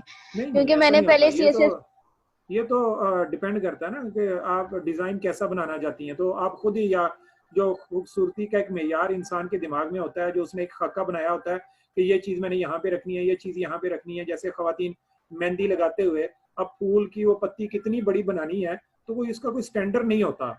हर एक का हाथ जितना बड़ा होता है उसके हिसाब से कितने एरिया में क्या क्या चीज़ें आपने बनानी है। पूरे हाथ में एक फूल की पत्ती बनानी है तो वो बड़ी होगी, पूरे हाथ पे और भी चीज़ें बनानी है तो उसके साथ फिर फूल की पत्ती जो है छोटी सी आएगी। तो इस तरह यहाँ पे भी होता है। डिज़ाइन क्या क्या बनाना है, एक पेज पे क्या क्या चीजें बनानी है, उस हिसाब से हम पैडिंग और ये सारे मार्जिन वगैरह सेट करते हैं। सर लेकिन जब मैं कभी किसी पैराग्राफ की पैडिंग करती थी ना, तो उसका टेक्स्ट जो था वो आगे पीछे हो जाता था, यानी कि बराबर पैडिंग नहीं मतलब होती थी, तो उसमें मुझे इशू आता था। और जी अब आपका काम ये है कि अभी आप करना शुरू कर दें। जो इश्यूज आएंगे ना आप मेरे साथ डिस्कस करें, इंशाल्लाह हम आपके इश्यूज को रिजॉल्व करेंगे। जैसे जैसे आप पढ़ती जाएंगी आपको लगेगा कि इश्यूज आपके आप खत्म होना शुरू हो जाएंगे। तो आप प्रैक्टिस करते रहें, थोड़े से लेक्चर्स को लेते रहें। आने वाले दिनों में आपको लगेगा कि ये तो CSS लिखना या बूटस्ट्रैप या डिज़ाइन बनाना ये तो कोई काम ही नहीं है, ये तो ऐसे ही हमें मुश्किल लग रहा था। बस आप छोटी छोटी ये प्रैक्टिस करना शुरू कर दें, जो काम कहे जा रहे हैं उनको देखना शुरू कर दें, इंशाल्लाह मुश्किल नहीं होगा आपको। सर एक और क्वेश्चन पूछना था मैंने कि सर जिस तरह लैपटॉप है उसके ऊपर अगर हम कोई वेबसाइट खोलते हैं तो वो अलग तरीके से खुलती है, और जो मोबाइल होता है उसके ऊपर अलग उसका मतलब शो हो रही होती है अलग तरीके से, तो उसके लिए भी कोई हम CSS की कोई कमांड्स वगैरह यूज करते हैं या जी वो बिल्कुल, खुद ही इंशाल्लाह ये मंडे को ना ये सारा कुछ इसी पे हम बात करेंगे। प्लेटफॉर्म इंडिपेंडेंट डिजाइन होगा, उसको हम रिस्पॉन्सिव डिजाइन कहते हैं कि एक डिजाइन हो तमाम प्लेटफॉर्म्स के लिए, तमाम ऑपरेटिंग सिस्टम्स के लिए, तमाम डिवाइसेस के लिए। तो एक प्लेटफॉर्म एक डिजाइन फॉर ऑल डिवाइसेस, इसके लिए कहते हैं, इसको वैसे टर्म में कहते हैं रिस्पॉन्सिव डिजाइन। इंशाल्लाह मंडे को बात होगी इस पे। थैंक यू सर ये जो वेबसाइट होती है जब हम लैपटॉप पे खोलते हैं तो इसकी तकरीबन विड्थ कितनी होती है, मतलब इसको मेंशन करना जरूरी होता है ये, या बस ये सारी पेज ऑटो जो सेट होता है हो जाती हैं, ऑटो सेट किया जाता है। इन चीज़ों को ऑटो सेट किया जाता है ताकि ना हर डिज़ाइन के लिए, वो हर डिवाइस के लिए, हर डिवाइस किसी का लैपटॉप 17 इंच का होगा, किसी की स्क्रीन 15 की, किसी की 14 की, किसी का बहुत छोटा सा होगा कोई मोबाइल, तो इसलिए हम इसको ऑटो रखते हैं। बस ये आने वाले दिनों में ये इसका आंसर आ रहा है। सर एक्स्ट्रा बता दें थोड़ा सा। जी किसका? फॉर्म पे सर एक्शन यूज करते हैं। हाँ एक्शन पे इंशाल्लाह बात करेंगे। अभी आने वाला एक्शन भी हमने जिन चीज़ों को छोड़ दिया वो किसी पर्पस के लिए छोड़ दिया है, आने वाले दिनों में वो चीज़ें आ रही हैं, कुछ भी चीज़ मिस नहीं होगी इंशाल्लाह। एक्शन मैंने खुद ही छोड़ा है, इंशाल्लाह वो आगे 2-4 दिन में आ जाता है एक्शन। एक्शन से आपको इतना वास्ता रहेगा कि आप परेशान तंग आ जाएंगे एक्शन से। जी कोई और नंबर, कोई और क्वेश्चन? शर्जील अभी स्टार्ट लेंगे। सैटरडे संडे ऑफ होता है, मंडे टू फ्राइडे क्लासेस होती हैं, 2 से 4 बजे तक क्लास होती है नॉर्मली। फ्राइडे को थोड़ा सा हम लेट शुरू करते हैं, 2:30 बजे अभी स्टार्ट लिया करेंगे इंशाल्लाह फ्राइडे को। बाकी 2 से 4 ही क्लास हमारी चलेगी मंडे टू फ्राइडे। असाइनमेंट्स को कीजिएगा, कोई प्रॉब्लम हो जाए फेसबुक पे कमेंट्स करते रहिएगा, रेलिवेंट स्लाइड्स हैं और रेलिवेंट पोस्ट मौजूद होती हैं वहाँ पे, आप करते रहिएगा। सर ये बैकग्राउंड पिक्चर जो है वो रिपीट हो रही है। जी आप देखेंगे रिपीट करने का तरीकाकार भी है, रिपीट ना भी करना चाहें तो तब भी, तो ये देख लें कि कैसे उसको रेपिटेशन को ख़त्म किया जा सकता है। तो जहाँ से आपने बैकग्राउंड इमेज रिपीट देखा होगा वहाँ पे देखें, रिपीट को नन कर दें तो रिपीट नहीं होगी।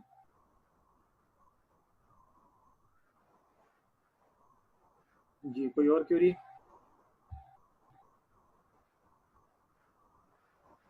अस्सलाम वालेकुम सर, मेरे सलाम। पास जो जैम है, जैम के जब मैंने उसे इंस्टॉल कर लिया है तो जब उसे माई PHP एडमिन को जब मैं ओपन करती हूँ तो वो पासवर्ड मांगता है, जबकि मैंने कोई पासवर्ड सेट नहीं किया। जी पासवर्ड में आप जैम्प आपने रखा हुआ है? जी जैम्प है तो जैम्प में ना यूजर नेम रूट दे दें और पासवर्ड कुछ भी ना रखें, तो एंटर करें वो हो जाएगा लॉगिन। पासवर्ड को खाली छोड़ दें और यूजर नेम वाले खले में रूट लिख दें। Okay thank you sir. चलें जी, वर्डप्रेस अगर किसी का इंस्टॉल नहीं हुआ तो मैंने 2-3 दफ़ा बताया कि हम मैंने मेरे कल के लेक्चर को देख लीजिएगा, साथ साथ में देखिएगा, साथ में प्रैक्टिस करने की कोशिश कीजिए। ग्रुप में एक और फेसबुक वर्डप्रेस को इंस्टॉलेशन के तरीक़ेकार एक और ट्यूटोरियल वीडियो की सूरत में दिया गया, उसको देख लीजिएगा। अब शर्जील साहब आपसे बात करेंगे। शर्जील साहब आप मौजूद हैं?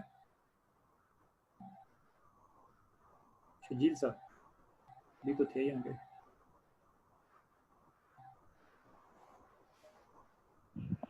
चलें वो भी हम ज्वाइन अस्सलाम वालेकुम सर। वालेकुम सलाम। सर मैंने पूछना था, जब हम अपने पोर्टफोलियो की साइट बनाते हैं तो उसमें वो अपने स्किल्स और प्रोजेक्ट्स शो करेंगे जिसमें हम फ्यूचर में काम करना चाह रहे हैं फाइबर पे, या अपना बैकग्राउंड में अगर कोई किसी और फील्ड में काम किया हो लाइक माइक्रोसॉफ्ट, सिस्को या लिनक्स वगैरह में, वो भी शो कर सकते हैं? देखिए सर, दस मैंने शुरू में बहुत वाजे इसमें बताया था, शजील साहब से आप क्वेश्चन किए कि अगर मजीद आगे आपको लेके चलेंगे।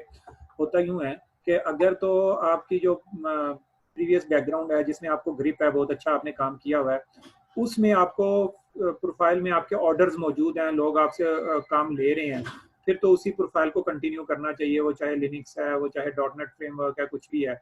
अगर आपके पास उससे ऑर्डर्स आ रहे हैं तो फिर तो उससे कंटिन्यू करना चाहिए। साथ में PHP और इस तरह की जो चीज़ें टेक्नोलॉजीज हम पढ़ रहे हैं उनको भी आस्ता आस्ता ऐड करते रहना चाहिए, कुछ स्किल्स में ये भी डाल देना चाहिए। और अगर आपके पास कोई ऑर्डर नहीं है लेकिन आपको .NET में बहुत एक्सपर्टीज है, आपको एंड्रॉयड बहुत अच्छा आता है या आपको कुछ और बहुत अच्छा आता है, तो फिर गुजारिश ये है कि अभी आप वेब डेवलपर के तौर पे इंट्रोड्यूस हो, वहाँ पे वेब डेवलपर के तौर पे अपना प्रोफाइल बनाएं और वेब डेवलपर के जरिए से आप ऑर्डर्स लेने की कोशिश करें, क्योंकि इस तरीके से आपकी फ्रीलांसिंग ज़रा जल्दी स्टार्ट हो जाएगी। फिर आहिस्ता आहिस्ता ये चूंकि आप सीख भी रहे हैं और साथ में हम आपको तरीके भी साथ में बता रहे होंगे, तो इसके ऑर्डर्स भी बहुत ज़्यादा होते हैं, जॉब्स भी बहुत ज़्यादा होती हैं, तो इजीली आपको ये फ्रीलांसिंग आपकी स्टार्ट हो जाएगी। फिर आपकी जो एक्सपर्टीज़ हैं, जब आपको ऑर्डर मिलना शुरू हो जाए, अच्छी खासी क्यू लगना शुरू हो जाए, तो फिर उन एक्सपर्टीज़ को भी साथ में ऐड करना शुरू कर दीजिएगा। जी शजील साहब ने ज्वाइन कर लिया। शजील साहब अस्सलाम वालेकुम। वालेकुम अस्सलाम, कैसे हैं सर? बिल्कुल ठीक भाई, कैसे हैं आप लोग? सर हो गया कंप्लीट? आपने यानी करना है जी, हमारा क्यूरीज कंप्लीट करनी हो है गया, तो क्यूए कर। सेशन कंप्लीट हो गया, अब आपके हैंड ओवर है। चलें ठीक है, ठीक है। हाँ भाई, क्या हाल चाल है आप लोगों के? ठीक ठाक हैं जी इस सर, वक्त? अल्हम्दुलिल्लाह ठीक ठाक, आप सुनाएं? जो इस वक्त है बिल्कुल ठीक, अल्लाह का शुक्र। अच्छा, तो हमने ये डिसाइड किया है कि बेसिकली सर अगर आपके टेक्निकल स्किल्स पे फोकस कर रहे हैं तो मैं आप लोगों के जो क्या कहते हैं फ्रीलांसिंग वाला पार्ट है ना, वो मैं कवर कर रहा हूँ साथ साथ। और जब हमारा फ्रीलांसिंग वाला पार्ट कंप्लीट हो जाएगा तो फिर हम देखेंगे क्या उसमें लेके चलना है। तो अभी मैंने प्रीवियस लेक्चर्स देखे थे आप लोगों के जो ग्रुप के अंदर अवेलेबल हैं, उनमें मुझे पता चला है कि आपको बेसिकली फ्रीलांसिंग का इंट्रोडक्शन वाला लेक्चर हो गया, और दूसरे नंबर पर जो प्रोफाइल क्रिएशन करनी थी उस पे फाइबर के ऊपर। तो ऐसे ही है ना, आप लोगों के ये दो पार्ट्स ही हुए हैं? ऐसे ही है। ठीक है। तो अभी मेरे ख्याल से गीक क्रिएशन वाला पार्ट तो आपने नहीं ना किया, तो मैं वो वाला सोच रहा हूँ कि आज आपको वो करवा देता जी हूँ। सर। फिर नेक्स्ट आहिस्ता आहिस्ता हम फाइवर को इन डेप्थ देखते रहेंगे। उसमें काफ़ी ज़्यादा चीज़ें आ जाती हैं कि किस तरह से ऑप्टिमाइजेशन करनी है, ऑर्डर्स, कंपटीशन कैसे विन करना है। फिर उसके अलावा आपके पास एक और चीज़ आ जाती है कि जी आपने बाय रिक्वेस्ट कैसे करनी है, प्रमोशन कैसे करनी है, और टिप्स एंड ट्रिक्स वगैरह, ये सारी चीज़ें हम कवर कर लेंगे। फिर उसके बाद जो अपवर्क है वो हम करेंगे, और freelancer.com या जैसे जैसे प्लेटफॉर्म आगे आते जाएंगे। ठीक है, तो चलें, ठीक है फिर।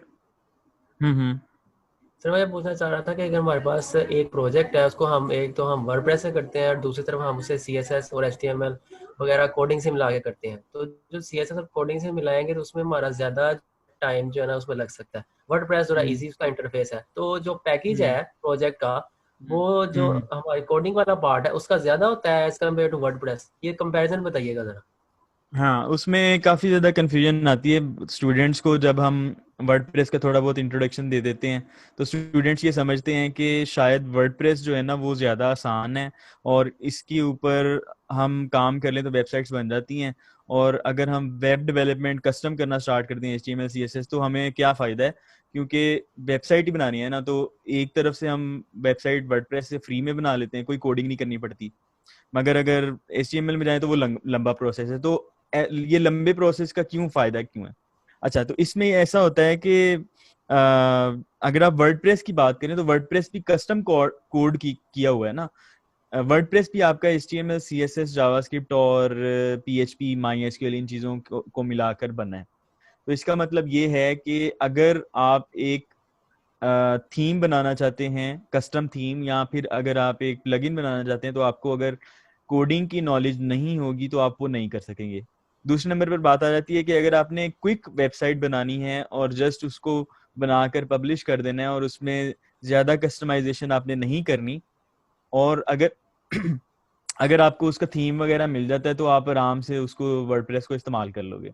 और अगर आपके पास ऐसी रिक्वायरमेंट्स आती हैं जहां पर कस्टमाइजेशन बहुत ज्यादा रिक्वायर्ड है, जहां पर आपको कस्टम चीजें करनी पड़ रही हैं, तो वहां पर आपको कस्टम वेबसाइट ही बनानी पड़ेगी। ठीक है, तो आप इसको इस तरह से ले सकते हैं। हाँ, और बजट पॉइंट ऑफ व्यू से मैं अगर आपको बताऊं तो बिल्कुल ऐसे ही है। अगर आपको कस्टम काम आता है तो आप ज्यादा पैसे कमा रहे होंगे। अगर आपको सिर्फ वर्डप्रेस से वो थीम इंस्टॉलेशन आती है जी, प्लगइन इंस्टॉलेशन आती है और आपको पता है कि कौन कौन सी प्लगइन है, तो आप कंपैरेटिवली कम पैसे कमाएंगे फ्रीलांसिंग के अंदर। यानी कि नॉलेज होना ना एक चीज का, वो एक अच्छी चीज होती है। तो आपने वर्डप्रेस पे रुक नहीं जाना, इससे आगे भी बहुत ज्यादा चीजें हैं जो कि आपने सीखनी है फिर उसके बाद। तो आपका मेरे ख्याल से क्वेश्चन आंसर हुआ। जी सर, ठीक है, थैंक यू।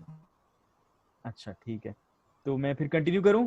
मैं अपनी स्क्रीन शेयर करता हूं और यहाँ पर आपको गिग क्रिएशन के प्रोसेस पे लेके जाता हूं। अगर उससे पहले कोई फाइवर के रिलेटेड क्वेश्चन है तो वो मुझे आप पूछ सकते हैं। मैंने लेक्चर तो नहीं देखा सर का, मगर वो जाहिर है सर ने बड़े अच्छी तरीके से करवा दिया होगा। 2-3 चीजें जो हैं प्रोफाइल के अंदर आपने ख्याल रखनी होती हैं। मैं आपके कमेंट्स नहीं देख पा रहा बाय द वे। मुझे लगता है कि अगर मैं, अच्छा चलो खैर देखते हैं इसका कैसे करना है। कमेंट्स वैसे यहाँ पर चैट के अंदर आ रहे हैं, तो इस पे नजर कैसे रखनी है, मुझे 2 स्क्रीन्स लगानी पड़ेंगी। एनीवे, तो मैं ये कह रहा था कि प्रोफाइल जब आपने क्रिएट करनी है तो उसके अंदर आपने 2-3 चीज़ों की का खास ख्याल रखना होता है फाइवर के अंदर। First of all is the user name, जो कि जब आप यूज़र नेम का सिलेक्शन करें तो वो आप केयरफुली करें कि ऐसा यूज़र नेम बनाएं जो कि मतलब आपके स्किल्स को भी इंडिकेट कर रहा हो और आपको भी इंडिकेट कर रहा हो। ये एक ऑप्शन ये होता है। दूसरे नंबर पर आपके पास ये ऑप्शन होता है कि आप कंप्लीटली एक सर्विस की बेस पर यूज़र नेम बना लें। और तीसरे नंबर पर ऑप्शन ये होता है, ये जो क्या कहते हैं, तीसरे नंबर पर ऑप्शन ये होता है कि आप बेसिकली सिंगल अपना नेम वगैरह भी रख सकते हैं। तो कोशिश करें कि जब आप मल्टीपल प्लेटफॉर्म्स के ऊपर प्रोफाइल क्रिएट करें तो सेम यूजर नेम रख लें। जैसे अगर एक प्रोफाइल है उसका नाम XYZ है, तो मैं जब दूसरे प्लेटफॉर्म पर अपनी प्रोफाइल क्रिएट करूंगा तो उसका नाम भी XYZ रख दूंगा और इसी तरह से तीसरे का भी। तो इसका फायदा क्या होगा? इसका फायदा ये होगा कि जब कोई मेरी ब्रांडिंग, एक पॉइंट ऑफ व्यू से ना, ब्रांडिंग पॉइंट ऑफ व्यू से ये एक फायदा दे जाएगा। तो आपने कोशिश करनी है जब आप एक प्रोफाइल क्रिएट करें तो उसको क्या करें, वो वाला यूज करें, same user name multiple platforms के ऊपर यूज करेंगे तो ज्यादा फायदा होगा। अच्छा, दूसरे नंबर पर आ जाता है जो प्रोफाइल क्रिएशन में इंपॉर्टेंट चीज होती है, वो है पिक्चर। आपकी जो प्रोफाइल की पिक्चर है वो जितनी अच्छी होगी उतने ज्यादा आप कह लें कि प्रोफेशनल लगेंगे अपने प्लेटफॉर्म के ऊपर। और तीसरे नंबर पर आपको मैसेजेस भी ज्यादा आएंगे। ये भी एक जो है ना वो आजमाई हुई बात है, कह लें कि एक्सपीरियंस की बेस पे मैं बता रहा हूँ। और अगर आप पिक्चर नहीं लगाना चाहते, जैसे फीमेल्स के लिए अक्सर होता है कि वो सोशल मीडिया के ऊपर पिक्चर नहीं शेयर करती, या ना ही अपनी बिजनेस प्रोफाइल्स के ऊपर जैसे फ्रीलांसिंग प्रोफाइल्स के ऊपर या लिंक्डइन के ऊपर वो शेयर नहीं करना चाह रही होती, तो उनके लिए लोगो का ऑप्शन मौजूद होता है। आप लोगो लगा लें, अपना एक लोगो बनाएं, अपने नाम से बना लें या कुछ इस तरह से। किसी ग्राफिक डिजाइनर से भी कांटेक्ट कर सकते हैं आप। अगर उसको कह दें कि जी मुझे एक लोगो बना के दे दें तो वो आपको लोगो बना के दे देगा। या फिर आप डिफरेंट ऑनलाइन टूल्स भी इस्तेमाल कर सकते हैं जो कि फ्री ऑफ कॉस्ट अवेलेबल है इंटरनेट के ऊपर। मैं आपको गाइड भी कर दूंगा उन टूल्स के बारे में। तो उन टूल्स को इस्तेमाल करके अगर बनाएंगे लोगो तो वो भी आप चला सकते हैं। तो फीमेल्स वाला जो मसला है वो ये इस तरह से। अगर आप पिक्चर लगा रहे हैं तो वो पिक्चर मेक श्योर करें कि विद स्माइलिंग फेस हो और बैकग्राउंड जो है वो क्लटर्ड ना हो। आपकी सिंपल प्लेन बैकग्राउंड अगर आप रखें तो वो बहुत ज़्यादा अच्छा इफेक्ट देती है। किसी का माइक जो है ना वो अनम्यूट है, अगर, हाँ शायद लियाकत अली हैं और नवीद हैं, तो ये प्लीज़ माइक म्यूट कर लें। मैं नवीद का खुद कर देता हूँ यहाँ से, ठीक है, तो ताकि वो शोर वगैरह ना आए। अच्छा, ये हो गया, 2 चीजें ये होगी। तीसरे नंबर पर आपके पास टैगलाइन आ जाती है। टैगलाइन में आपने जरा बताना होता है अपने बारे में कि आप किस चीज के बारे में काम कर रहे हैं। सो टैग लाइंस भी आपके डिफरेंट जो है वो हो सकती हैं इसमें। सर फंड ट्रांसफर का बताएं। अच्छा मैं ना कोशिश करता हूँ, ये दूसरा मैं अपना लैपटॉप स्टार्ट कर लेता हूँ और उसमें कमेंट्स देखने के लिए ना, चलो खैर। अच्छा फंड ट्रांसफर का भी मैं बताता हूँ। आपका कोई क्वेश्चन हो तो आप ऐसे करें कि चैट की बजाय अगर वॉइस पे आ जाए तो वो ज़्यादा बेहतर होगा, बाकी लोगों को भी सुन जाएगा और आपको भी पता चल जाएगा। जी सर। सर फंड्स का बताइएगा कि ये मतलब जब हम प्रोजेक्ट लेते हैं तो साथ ही जो है वो हमारे पास जितना प्रोजेक्ट का जो कैश होता है वो इन हो जाता है फाइवर में या बाद में होता है, इसका बताइए। अच्छा इनका क्वेश्चन ये है कि जैसे ही ऑर्डर प्लेस होगा तो वो जो कैश होता है, लेट्स सपोज मुझे $50 का जो है वो ऑर्डर आया है, तो $50 मुझे फौरन मिल जाएंगे या फिर देर बाद मिलेंगे, उसका सिलसिला क्या होता है और सिक्योरिटी क्या होती है कि मतलब जी मुझे $50 का प्रोजेक्ट आया है तो क्या गारंटी है कि मुझे 50 के 50 मिल भी जाएंगे?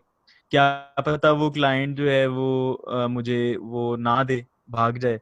तो इसका ये होता है मैकेनिज्म कि जैसे ही आपको ऑर्डर प्लेस होता है आपके फाइवर अकाउंट में वो पैसे जो होते हैं क्लाइंट के कार्ड से कट करके फाइवर के पास सबमिट हो जाते हैं, और फाइवर के पास सबमिट होने के बाद फिर अब आप वो काम कंप्लीट करते हो और कंप्लीट करने के बाद आपके पास जो है वो आपने उसको क्या करना है, जब आप सबमिट करवाएंगे अगर क्लाइंट आपका प्रोजेक्ट जो है वो अप्रूव करता है तो इसका मतलब है कि वो आपको मिल जाएंगे, यानी कि आपको 100% सिक्योरिटी होती है जब आपको ऑर्डर प्लेस हो जाता है। मगर इसमें कुछ चीज़ें हैं जो आपने ख्याल रखनी है। फॉर एग्जांपल अगर आपका ऑर्डर जो है वो ड्यू हो गया है, टाइम ओवर ड्यू हो गया है, जैसे 24 घंटे में आपने काम करना था मगर आपने 24 घंटे गुजार दिए, काम कोई नहीं किया, उस सिलसिले में ये होता है कि फिर आपके पास ये खतरा होता है कि क्लाइंट जो है वो अगर उस ऑर्डर को कैंसिल कर दे तो आपके जो ऑर्डर प्लेस हुआ होता है वो सारी पैसे उसको वापस चले जाएंगे। तो उसकी भी ट्रिक्स हैं, मतलब आपने कोई ना कोई उसको फाइल सेंड कर देनी है या फिर मतलब आप उसको कोई काम सेंड कर दें, जितना हुआ है वो कर दें, और क्लाइंट के पास होगा कि वो उसको फिर या तो रिवीजन में डालेगा या फिर आपको बताएगा कि क्या फीडबैक आपकी तरफ से आया है। मुझे साथ साथ बताते भी रहना, मेरी समझ भी आ रही है या अगली भी जा रही है, ये ना अगली भी चाहती रहे समझ। अच्छा ठीक है सर। वालेकुम के फाइवर पे हम बजट किस तरीके से सेट करेंगे, उसके जो 3 लेवल्स होते हैं किसी भी प्रोजेक्ट के, ठीक है, तो उसमें हम बजट कंपैरिजन किस तरीके से सेट करेंगे? पैकेजिंग की बात कर रहे हैं आप? Excuse me sir, before answering this question sir, sir issue ये है कि अभी हम प्रोफाइल और उसकी बात कर रहे थे पिक्चर्स की, और वो दरमियान में रह गई है, अब हम बजटिंग पे चले गए हैं, तो ये एक अच्छी प्रैक्टिस नहीं होगी कि पहले हम जो एक बात कर रहे हैं उसको कंप्लीट कर लें, फिर सर मतलब there will be number of people जो मेरी तरह न्यूबीज होंगे यहाँ पे, तो अभी हम पहली बात समझ रहे होते हैं तो आगे वो बजट्स और वो चले जाते हैं, तो पहले काइंडली अगर आप कंप्लीट कर लें और फिर क्यूए सेशन रखें तो शायद वो ज्यादा बेहतर। ठीक है, अच्छा ऐसे कर लेते हैं कि जो क्वेश्चन आंसर्स है ना आप लोग एंड पे ही कर लें तो ज़्यादा बेहतर होगा, जैसे इन्होंने भी कहा है। उसकी वजह ये है कि फिर मिक्सअप नहीं होगा ना, तो मुझे तरतीब से थोड़ा सा बता लेने दें, आपको गाइड कर लेने दें, फिर उसके बाद हम इसको लेके चलते हैं। तो मैं स्क्रीन शेयर करता हूँ सबसे पहले। मैंने ब्रीफली की है बात, अगेन मैं अज्यूम कर रहा हूँ कि वो वाला पार्ट आपका हो गया होगा सर के साथ, इस वजह से मैं उस पर ज़्यादा फोकस नहीं कर रहा, वरना मैं आपको पिक्चर्स भी दिखा सकता हूँ कौन सी अच्छी पिक्चर्स हैं कौन सी बुरी, और स्लाइड्स भी शायद आपको दिखाई होंगी सर ने, बट एनीवे मैं इसको करता हूँ यहाँ पर। अच्छा मुझे कंफर्म कीजिएगा स्क्रीन शेयर होगी आपके साथ? Yes sir, screen share now. जी सर होगी है screen share. Okay good. So मैं आप फाइवर ओपन कर रहा हूँ यहाँ पर स्क्रीन के ऊपर, और इधर आप देख सकते हैं कि जी ये मेरे पास सारा वो सिलसिला पड़ा हुआ है। अच्छा तो इधर जो आपके पास नेक्स्ट ऑप्शन थे, मैं उस अगेन उन चीज़ों के ऊपर तो बात नहीं कर रहा जो क्या कहते हैं मेन चीज़ें थी, मैंने ओवरव्यू आपको थोड़ा सा ब्रीफली बता दिया। आज मैं जो बात करना चाह रहा था वो गिग्स के ऊपर था कि गिग्स क्या होती हैं। तो सबसे पहले तो आप लोग मुझे थोड़ा सा बताएं कि गिग्स क्या होती हैं, आप लोगों को इसके बारे में क्या अंडरस्टैंडिंग है already? Sir gigs just like shop होती है कि आपने शॉप क्रिएट किया, उसमें अपना जो इंस्ट्रूमेंट्स या जो आपने सेल करनी है वो रखे हुए हैं, तो व्यूअर्स आएंगे उसको देखेंगे, अगर आपके जो है ना चीज़ें जो है काफ़ी सेटिस्फैक्ट्री है उनके लिए, तो वो उनको परचेज करें। सही है। अगर तो वो चीजें सेटिस्फैक्टरी हैं तो वो उसको परचेज कर लेंगे। ठीक है। अच्छा, 1 मिनट, ये मेरी आवाज तो नहीं चलेगी? ना ना ना ना ना, just a minute. 1 मिनट जरा, माइक्रोफोन हेडफोन। अच्छा, मैं ना जरा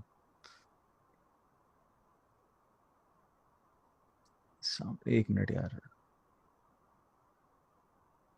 ऐसे कर लेते हैं। अच्छा, तो आपने यहाँ पर जब अपना प्रोफाइल इधर इंटर कर लेना है, क्या कहते हैं, आपने जब अपना लॉगिन कर लेना है प्रोफाइल, तो उसके बाद आप लोगों ने यहाँ पर जो है वो गिग्स वाले ऑप्शन में आ जाना है। यहाँ गिग्स वाले ऑप्शन में नहीं तो आपने आ जाना है जनाब यहाँ पर मेन पेज में, डैशबोर्ड पे आएंगे ना, जैसे मेरे पास इस वक्त ये इन्फॉर्मेशन शो हो रही है, मगर जब आपकी कोई गिग नहीं होगी तो वो क्रिएट गिग का बटन देगा। यहाँ पर आपने पहले गिग्स वाले टैब में आना है, फिर यहाँ पर क्रिएट ए न्यू गिग के ऊपर क्लिक करना है ताकि हम नई एक गिग क्रिएट कर सकें। तो गिग क्रिएशन से पहले आपने थोड़ी सी रिसर्च करनी है, थोड़ा सा आपने देखना है कि कौन कौन से जो हैं वो पहले लोग काम कर रहे हैं। 1 मिनट जरा,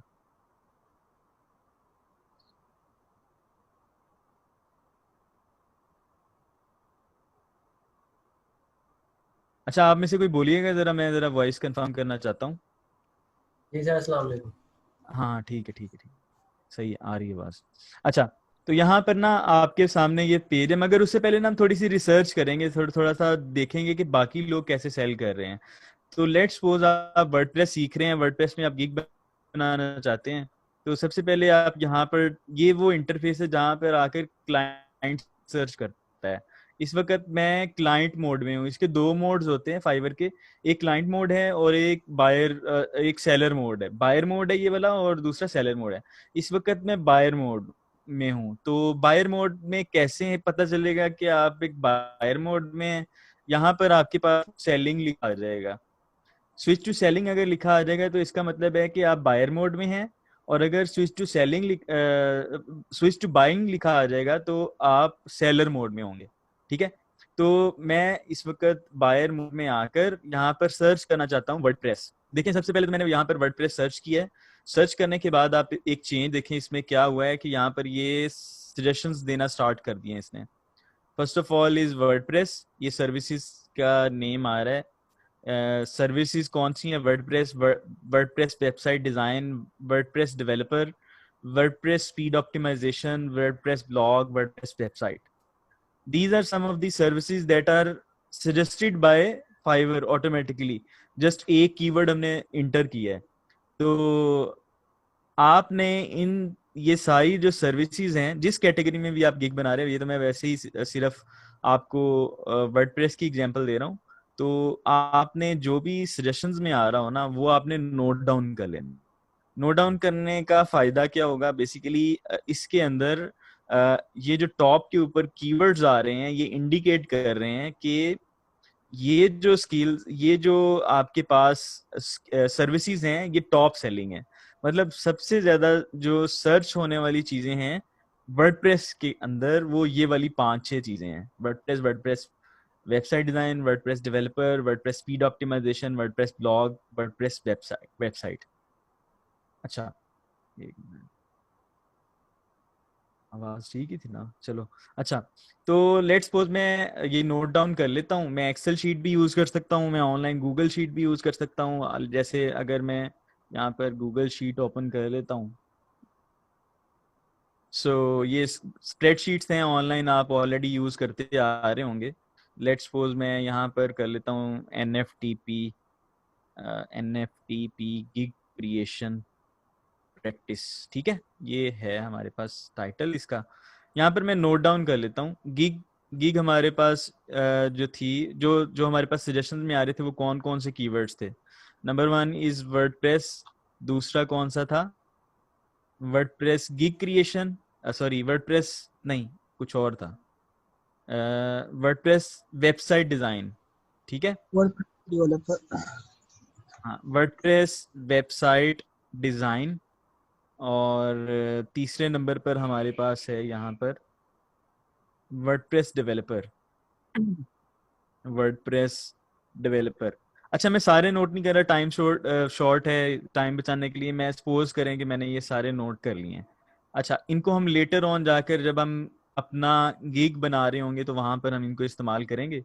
तो फिलहाल के लिए मैं ये करता हूँ कि यहाँ पर क्या कहते हैं, गिग का जो प्रोसेस है वो देख रहे थे। अच्छा, जब आप ये सर्च करेंगे, लेट्स सपोज मैं सर्च पे क्लिक करता हूँ, तो यहाँ पर आपके सामने जो है ना काफी ज्यादा सजेशंस, सॉरी गिग्स आ रही हैं। ये देखिए काफी ज्यादा गिग्स आ रही हैं। तो कितनी गिग्स हैं टोटल, वो नंबर आप देख सकते हैं। इसकी इस वक्त इसके इस कैटेगरी के अंदर आपके पास 82,000 गिग्स हैं। तो ये तो बहुत ज्यादा कंपटीशन हो गया। इस कंपटीशन को भी शॉर्ट करेंगे, किसी तरीके से देखेंगे कि हम इस कंपटीशन में कैसे विन कर सकते हैं। All around the world there are 82,000 gigs in WordPress category. So जब आप इसको विन करना चाहते हैं तो एक सजेशन ये है कि आप किसी स्पेसिफिक कैटेगरी के अंदर WordPress में चले जाएं। जैसे लेट्स सपोज आप WordPress का लैंडिंग पेज बनाना चाहते हैं, तो WordPress लैंडिंग पेज पे जब आप सर्च करेंगे तो ये जो आपका कंपटीशन है वो नैरो हो जाएगा। आप देखें 24,000 रह गए, पहले कितना था 82,000। मैंने जैसे डिजाइन है app design, sorry WordPress app agency, website design एक कैटेगरी हो सकती है। WordPress real estate website development ये दूसरी कैटेगरी हो सकती है। वर्डप्रेस हॉस्पिटल वेबसाइट डिजाइन ये एक तीसरी कैटेगरी हो सकती है। तो जैसे जैसे जैसे आप इसको स्पेसिफिक करते जाएंगे आपका कंपटीशन और नैरो होता जाएगा।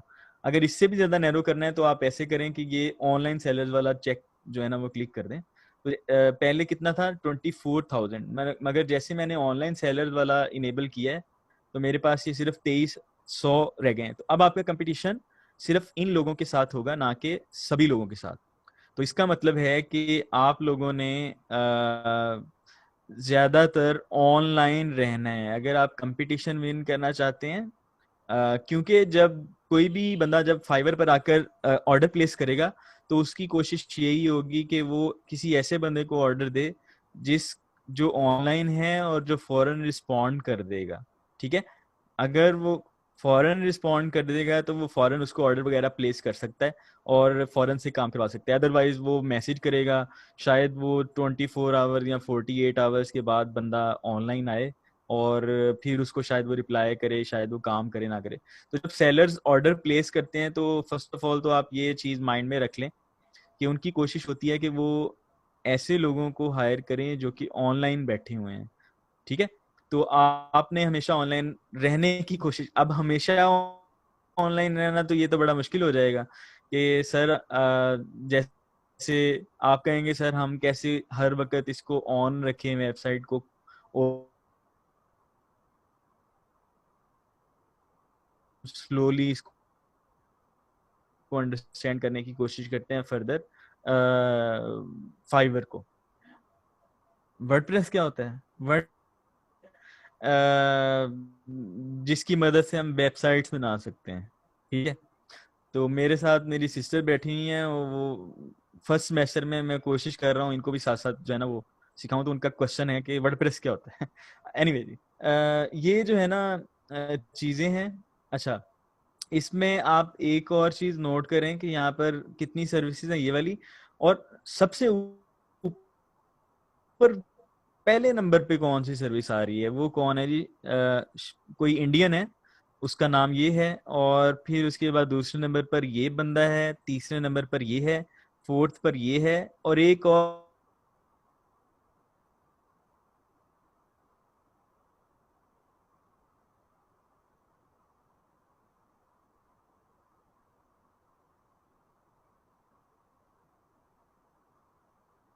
जो बंदा है वो टॉप रेटेड सेलर है।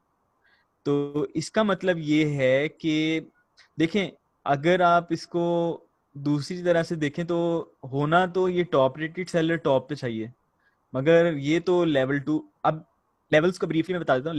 जब आप नई प्रोफाइल क्रिएट करते हैं तो न्यू सेलर होते हैं।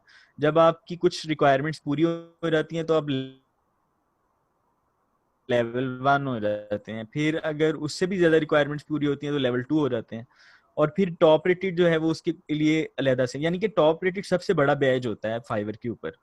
तो अगर हम ये सोचें कि वो सबसे बड़ा बैज है तो वो पहले नंबर पे क्यों नहीं है, तो इसका आंसर ये है कि फाइवर बेसिकली सबको चांस देता है कि जो बेसिकली आपके पास नए सेलर्स भी हैं वो भी ऊपर लेके आता है। ऊपर लेके आने से क्या होता है, नए लोगों को चांस मिलता है, उनको मौका मिलता है कि वो बेसिकली ऑर्डर्स गेट कर सकें और अपना करें। तो इस वजह से आप देखें, मतलब आपको एक ये चीज देख के आपको एक यकीन होना चाहिए, वो ये कि अगर आप न्यू सेलर भी हैं तो फिर भी आप पहले नंबर पे आ सकते हैं। ऐसे ये देखें, इसका कोई लेवल नहीं है, ये न्यू सेलर है, डीवी एक्सपर्ट एवार्डा के अंदर ये काम कर रहा है, और यहाँ पर देखें इसका जो कोई लेवल नहीं है, मगर फिर भी ये आपके पास किसी ना किसी नंबर पे पहले पेज के ऊपर है। और ये भी न्यू सेलर है, ये भी न्यू सेलर है। सॉरी, 5 मिनट लगते हेलो, आपकी आवाज मेरी ख्याल से जेब में पैसे पड़े हैं, थोड़े बहुत हैं यार पैसे। माइक म्यूट कर दें यार जिसका भी ओपन है। पैसे पड़े हैं यार थोड़े बहुत खाने पीने के लिए।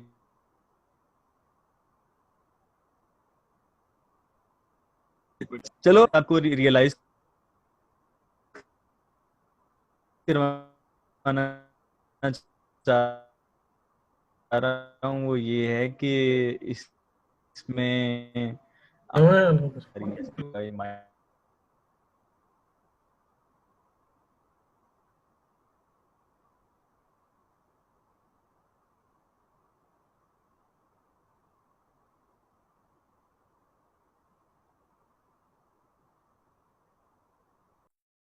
ज्यादा से ज्यादा मिले तो आप अपनी गिग की इमेज पे बहुत ज्यादा फोकस करेंगे।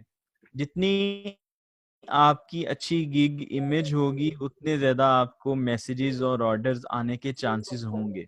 ठीक है, अब नेक्स्ट काम आ जाता है कि आपने गिग की इमेज कैसे डिजाइन करनी है। आप तो टेक्निकल में हैं और ना तो आप ग्राफिक डिजाइनर हैं, शायद आप में से मेजोरिटी को फोटोशॉप ना आता हो या कोई डिजाइनिंग का टूल ना आते हो। तो इसका भी मैं सोल्यूशन आपको जो है ना प्रोवाइड कर दूंगा, फिक्र करने की जरूरत नहीं है, वो भी काम आपका आसान हो जाएगा। तो आगे बढ़ते हैं।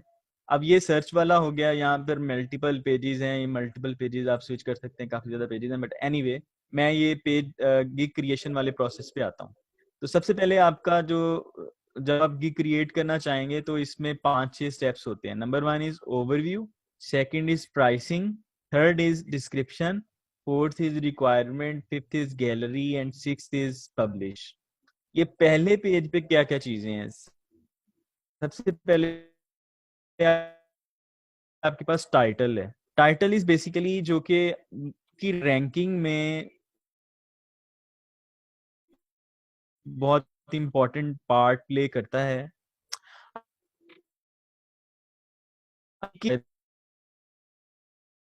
क्या होगा, तो ये जो आपके पास पहले पेज पे हैं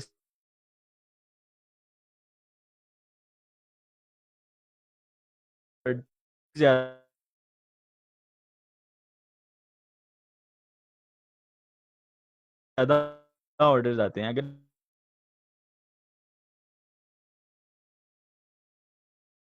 ऑर्डर्स इस वक्त आपको इससे ज्यादा शायद ऑर्डर नहीं,